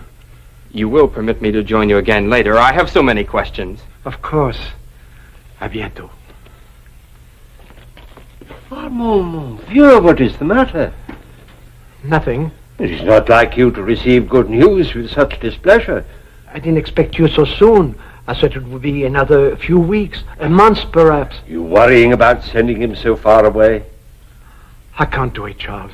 I can't send him anywhere. Armand, he is not a child. You don't understand. I cannot send him with you to America because I do not have the money. Armand. I made certain investments. Bad one. I didn't have Sita to advise me as in the old days. She knew how to manage things, that one. If she had lived, there would be money now and to spare. She was a wise woman. Beautiful and wise. And as frugal as I was extravagant. Charles, when I think of the money I spent when we were first married, I could have paid for his education 3 times over. I wish I could help it. Well, I don't leave for 2 weeks or so. Perhaps something will turn up. We are both men of science. We neither of us believe in miracles. Krishna will have to delay his education for a while, and I shall have to tell him so. It'll break his heart. And mine. You are certain that this is the house? Of course. But how badly the walls need whitening. Armand has let things go dreadfully. I'm afraid I shall have to scold him. Still, it's a fine house. I was very happy here. Namaskar, my friends. Namaskar. Namaskar. Can you be Krishna? That is my name. Oh, my son, Krishna, my son. Forgive me, please. I do not mean to be discourteous, but who are you? Well, I had hoped you might know. But how could you? You were not 2 weeks old when I left you, my son. Don't call me that, please. This young lady has come all the way from Delhi to speak to Mr. Armand Vernoy. I shall take her to him. But I still must ask you not to call me your son. I gave you life, my son. Are you trying to tell me that you're my mother? I am. Father? Father? Armand! Armand! Yes, young lady. My husband, it is I, Sita. What? I have come home to you. Krishna, this is not some of those silly schoolboy joke. It's no joke of my making. She says she is my mother. Oh, no. His mother died when he was born. Yes. 7 days later, my body did die. It was? 7 days. Oh, Charles, I don't understand this. I don't like it. One moment, old friend. If I might be permitted a question? Surely, Professor Goncourt. You told her my name? No, sir. Then how did you... Well, no matter. When did your body die? August 21st, 1927. But Brahma permitted me to be born again and to come back now to my husband and my son. No, I do not believe it. My son, your father's heart knows that I speak the truth. I don't know anything of the kind. Do not be angry with me, Armand. I returned as soon as Brahma permitted me to remember. To remember? Me? Your name. I remembered your face always. How you crinkled your eyes when you smiled. How your mouth... Oh, my husband. You should not have done it. Done what? You should not have shaved off your mustache.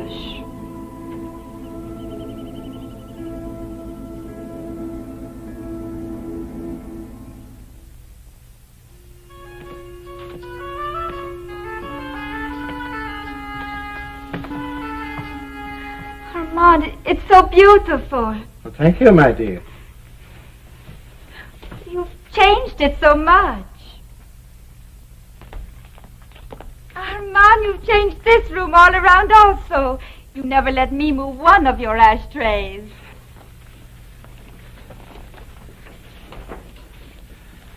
Madame Naidu, when was she born? On August 31st, 1928. A year.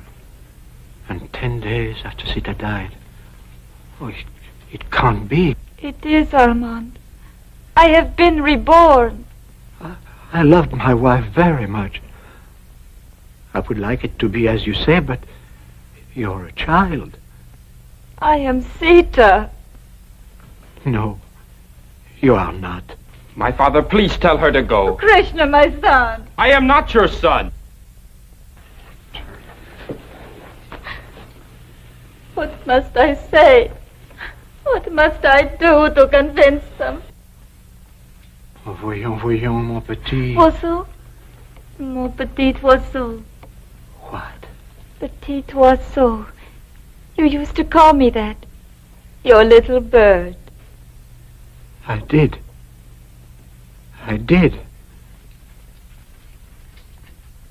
Go now, child. Go with your mother and your friend. There is an hotel on Agra Street. Krishna will guide you. No, it is much too expensive. We will go to the inn on the Drover's Road. The hotel. I will pay. My dear husband. Extravagant as always. Go now with them, son. Yes, my father. This is not goodbye, Armand. No. Au revoir. Until tomorrow.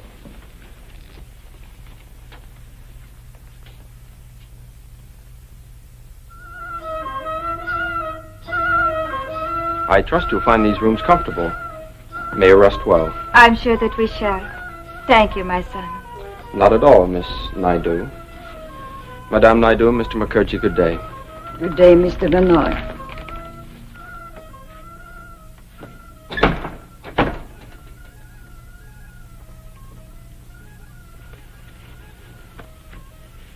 Rama, do not be angry with him. He thinks you're trying to play some kind of trick. You did not believe me at first. Now you have opened your heart to the truth. He won't. When Armand accepts me, Krishna will also. Mr. Verneuil is of another faith, my child. He may not be willing to believe.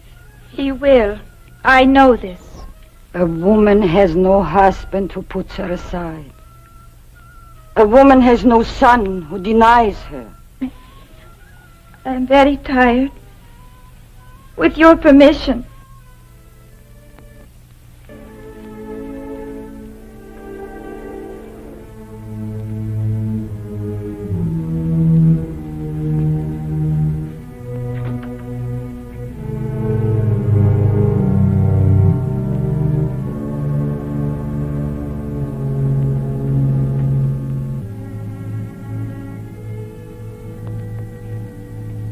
She has Sita's voice, the same music, the same rise and fall.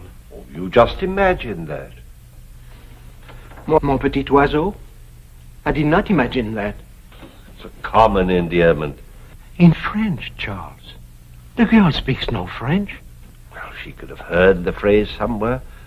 I tell you, there must be a rational explanation. How can you explain a girl her age, knowing these intimate details? Like your moustache? Yes, my moustache. And the furniture in all the rooms. And the name of servant Sita kept 20 years ago. Armand, unless you are prepared to believe in reincarnation... I'm not. Then we must find an explanation elsewhere. If there is one? We'll find it. And if we don't? But we will. Charles, listen to me. If we can't find an explanation, and the girl still persists in her belief that she is Sita reborn, what am I to do? Armand, you're not... You cannot be thinking of accepting this girl as your wife. I don't know. I don't know. My son. Have you decided what you'll do, what you'll say to this girl from Delhi? Well, Professor Gonko and I have been talking about it. But you have not decided. No. I have decided. I am sorry, my father. I cannot accept as a mother a girl who's no older than I am. If you take her into this house, I cannot stay. Not even for the 2 weeks remaining. 2 weeks? Until I leave for America. Krishna. That is when we're going, you said. That is what was planned, but your father feels perhaps that... Armand. My son, I do not believe that you will be able to leave Mutra for a while. Because of this foolish girl. You wish me to stay to please her. Oh, no. It's something that happened before she came, months ago. I didn't know how to tell you. There's not enough money. I invested my savings unwisely. The war has ruined me. So, I shall remain here in Mutra. Perhaps not for long. Maybe I will be able to devise a way. I'm sorry, my son. It's all right, my father. I wondered how you'd arrange it. I knew things were not well with us. When the war is over, you will see, we'll make up for lost time. Of course, my father. But now, what will you do with this girl?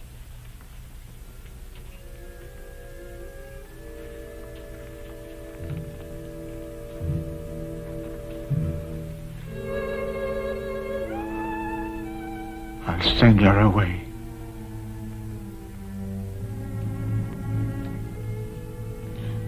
I thought I would be welcomed with gladness and joy. You are my child. I can only bring myself to believe you are Sita. I am my husband. I am. It's no use, my child. Even if I could bring myself to believe, there is Krishna. He never could believe. In time, perhaps. No, I've hurt him enough. You, my husband? Only last night, we had to tell him, Professor Goncourt and I.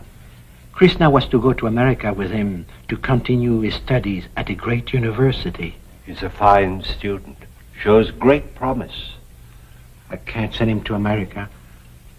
I don't have enough money. Then that is why Brahma has sent me. I knew that I was needed. I don't understand. So that together we might help our son. How? You have forgotten your gifts to your bride? The jewels a Maharani would have been proud to wear? Those are Sita's words. She wept when I gave them to her. For joy, Armand. To have such riches against an evil day. But they are gone. As if they never had been. When Sita left me... The jewels remained, my husband, in this room.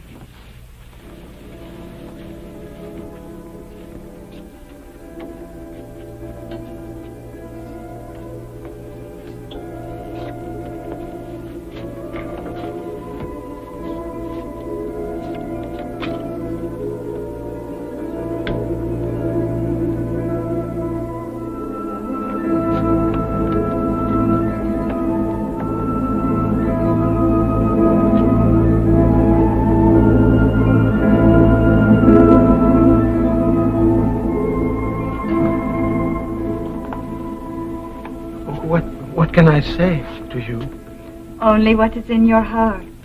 No one but Sita could know where the jewels were. Only Sita could know what you know of me. But you still do not believe. My house is yours. I would like you to stay here as long as you wish. Had it been Brahma's will, he would have opened your heart to me.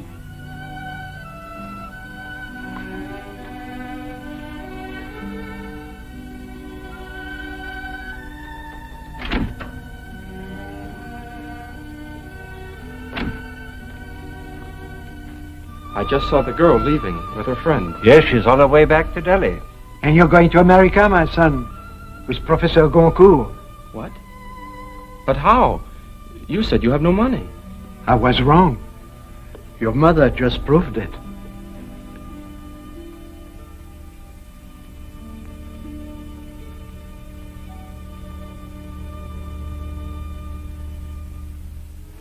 Can a man doubt what his heart knows is true?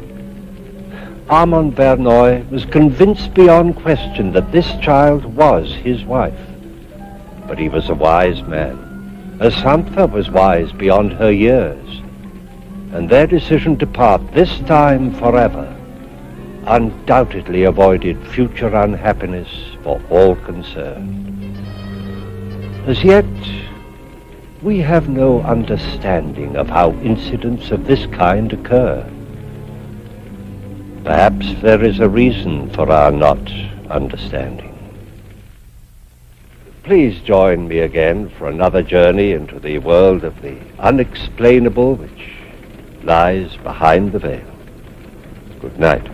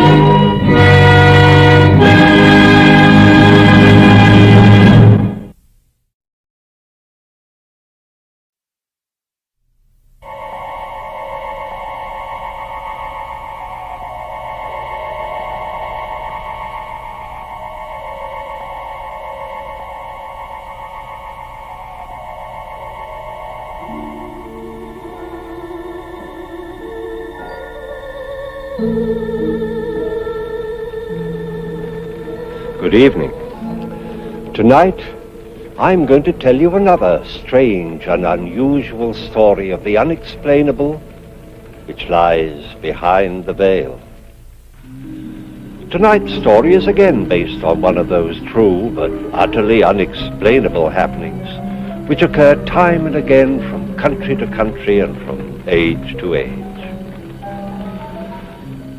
George Bosworth was a modern man of his time in every sense of the word, and had his story occurred to another, he very probably would have been the last man in the world to believe a word of it.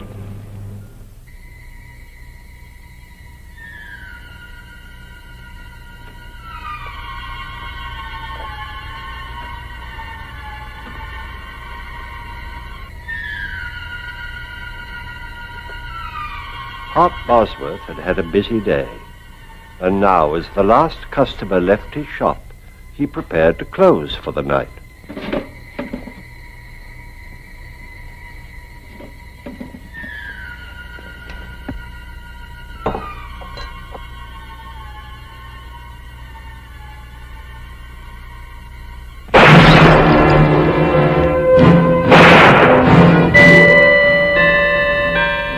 At this same moment, 150 miles at sea, George Bosworth prepared to retire, completely unaware of the incredible events which were about to occur.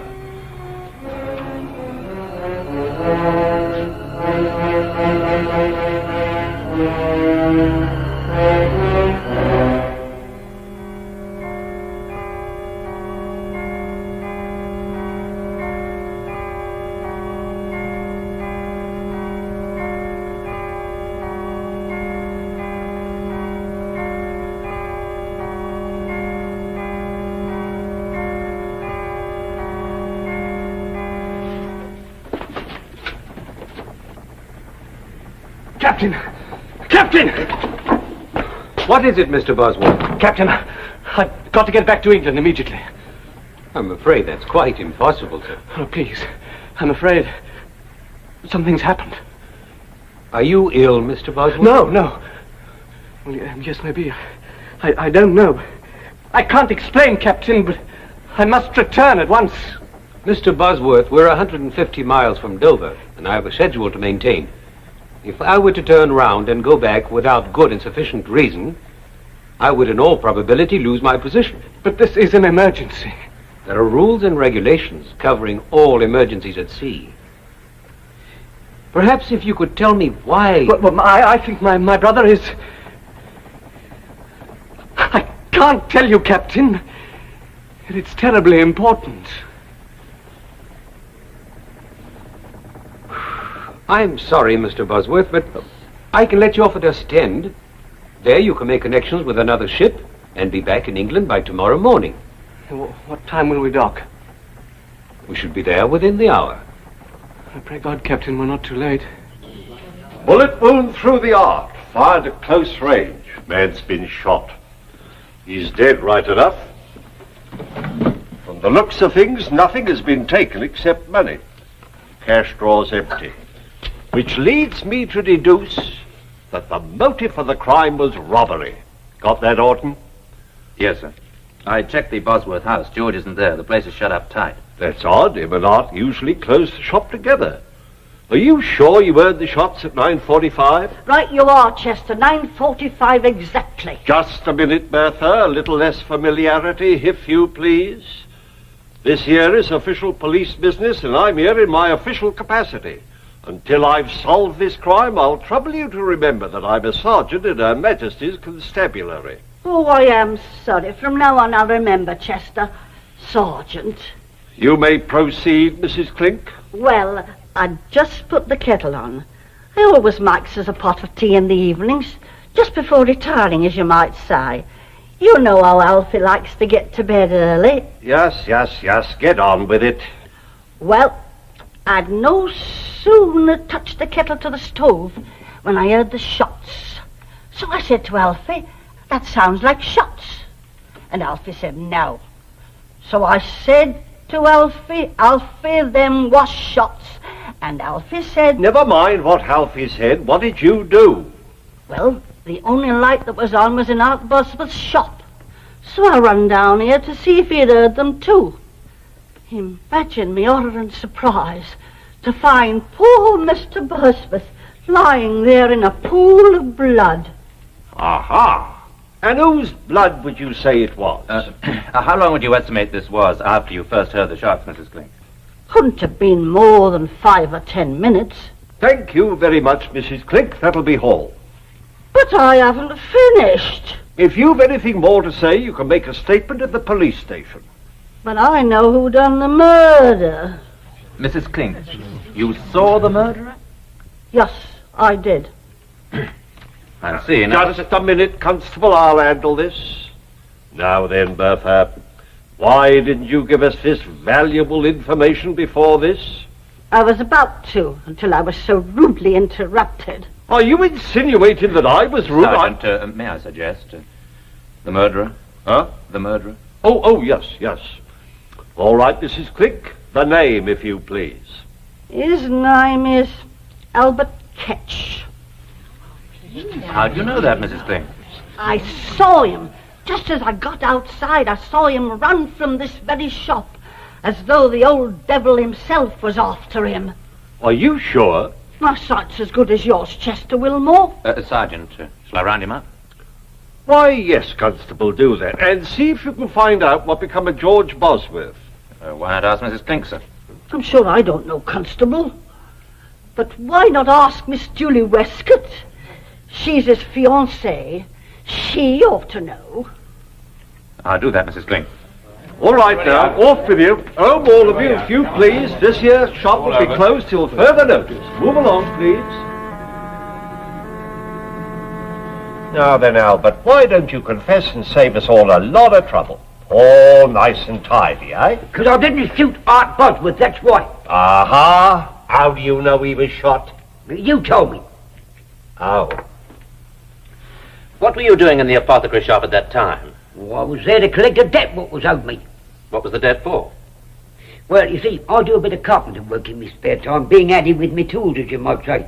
And I built a set of shelves for Mr. Bosworth here several weeks ago.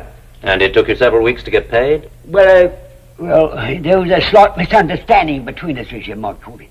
Aha! That don't mean I killed him. What was the cause of this misunderstanding?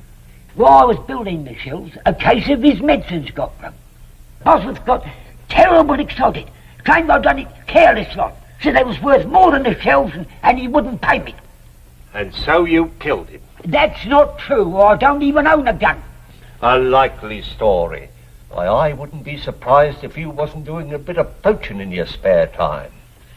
Oh, it's a nasty thing to say. Poaching's a very serious offence. I've a mind to enter charges against you. Sergeant, this man's being charged with murder, not with poaching. You hear that, Albert? The constable's right. Murder's the charge. Don't you try to throw us off the track with all this talk about poaching. Now, why don't you be a good fellow and confess and save us all this trouble? Now, look here, Sergeant. I'd like to help you, really I would.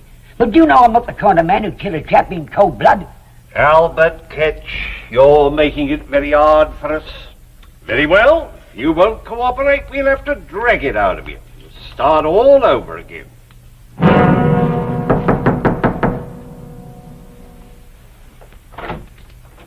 George, darling. What's happened? Come inside. Something's happened to Hart, hasn't it? Sit down. No, tell me. Yes, George, Hart is... Hart's dead. Too late. I'm too late. George, you were on your way to France. How did you get back so quickly? I had a feeling something was wrong. Who shot him? Who told you he was shot? Do they know who did it? The police have arrested Albert Ketch. Albert Ketch? But he didn't do it. Darling, I know this has been a terrible shock, but you weren't here. How do you know he didn't do it? Julie, please, take me on trust for now. Albert Ketch had nothing to do with Hart's death. Darling, you're upset. Why don't you lie down for a little while? I'll bring you some tea. No, please, I've got to convince the police that they're making a mistake. They've no reason to hold Albert. Darling, you asked me to trust you. I do. You know that. Can't you even tell me how you can be so certain? Julie, have I ever shown any signs of insanity? Of course not. Well, I haven't told you yet how I came back so quickly or why. I never even got to France. Because on the boat I had a vision. Of what? The whole thing. The whole thing? Yes. I saw the murder being committed.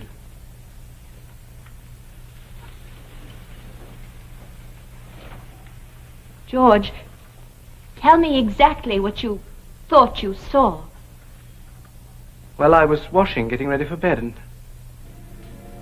when I looked into the basin, I saw the apothecary shop. It was exactly as if I was right there, everything as clear as it is now.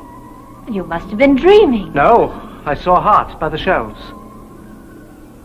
And then I saw the murderer come in and shoot him.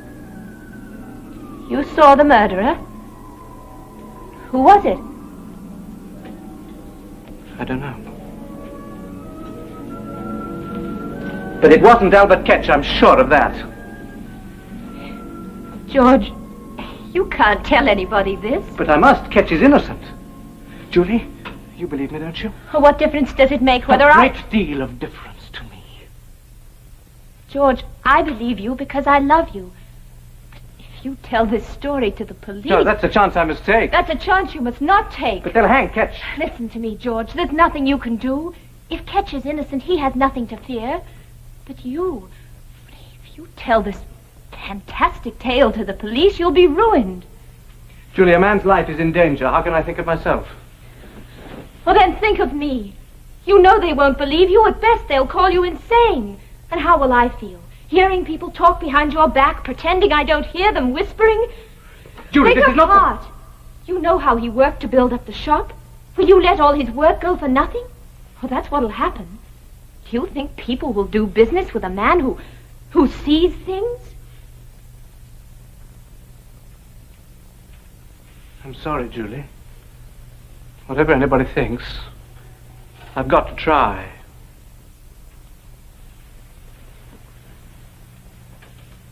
Very well, George. If you feel you must, I'll go with you. No, there's no need for you to become involved.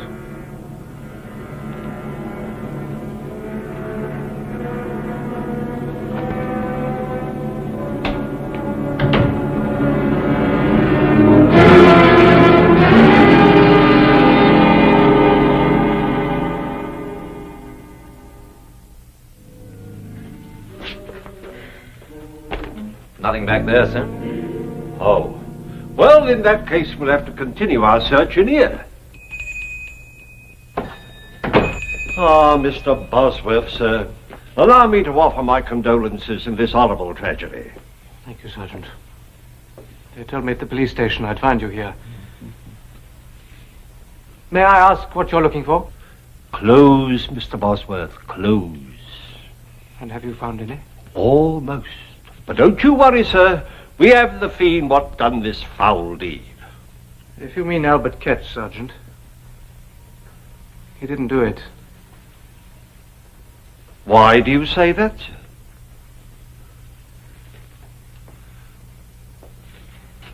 Well, I ask you again. What makes you so sure that Albert Ketch is innocent? I can't tell you, Sergeant. You'll just have to take my word for it, but Albert Ketch had nothing to do with it. That's rather a large order, Mr. Bosworth. Asking us to accept your word without anything to back it up. Mr. Bosworth, sir. I assume you can prove your whereabouts at the time of the crime? Well, yes, I can. I was on a boat on my way to France. Mr. Bosworth, who else besides yourself stands to inherit your brother's estate after his death? Why, no one. I'm the only... Just what are you driving at? Now, I'm sure the constable means no offence, sir. But let me fill you in on the facts. We have a high witness what places Albert Ketch at the scene of the crime. He had motive, he had opportunity. Sergeant, have a look here.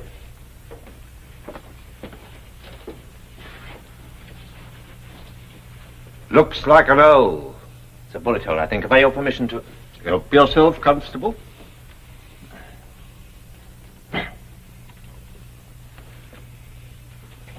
Oh, small caliber. As you say, very small. I'm sure it comes from a derringer. A derringer? Well, wouldn't that prove that Albert Ketch had nothing to do with it? Why do you say that? Well, what would Ketch be doing with a little gun like that? Mr. Bosworth's right, sir.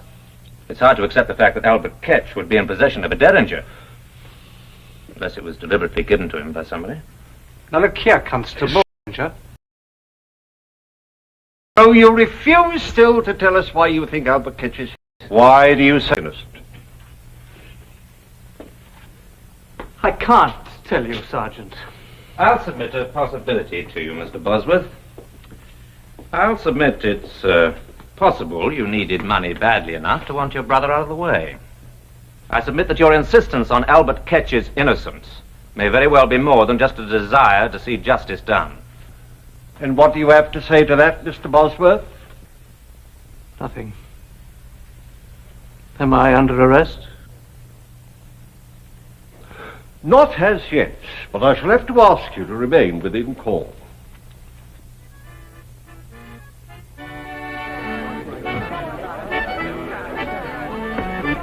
Evening, Mr. Bosworth. Oh, good evening, Mrs. Clink. Alfie and me wishes to convey our sympathy for your bereavement. Thank you. Shall we sit down for a minute? Oh, yes, Doctor. Thank you. He was a fine man, your brother. A fine man. Always willing to extend credit until tie-dye. And never two hands outside, and there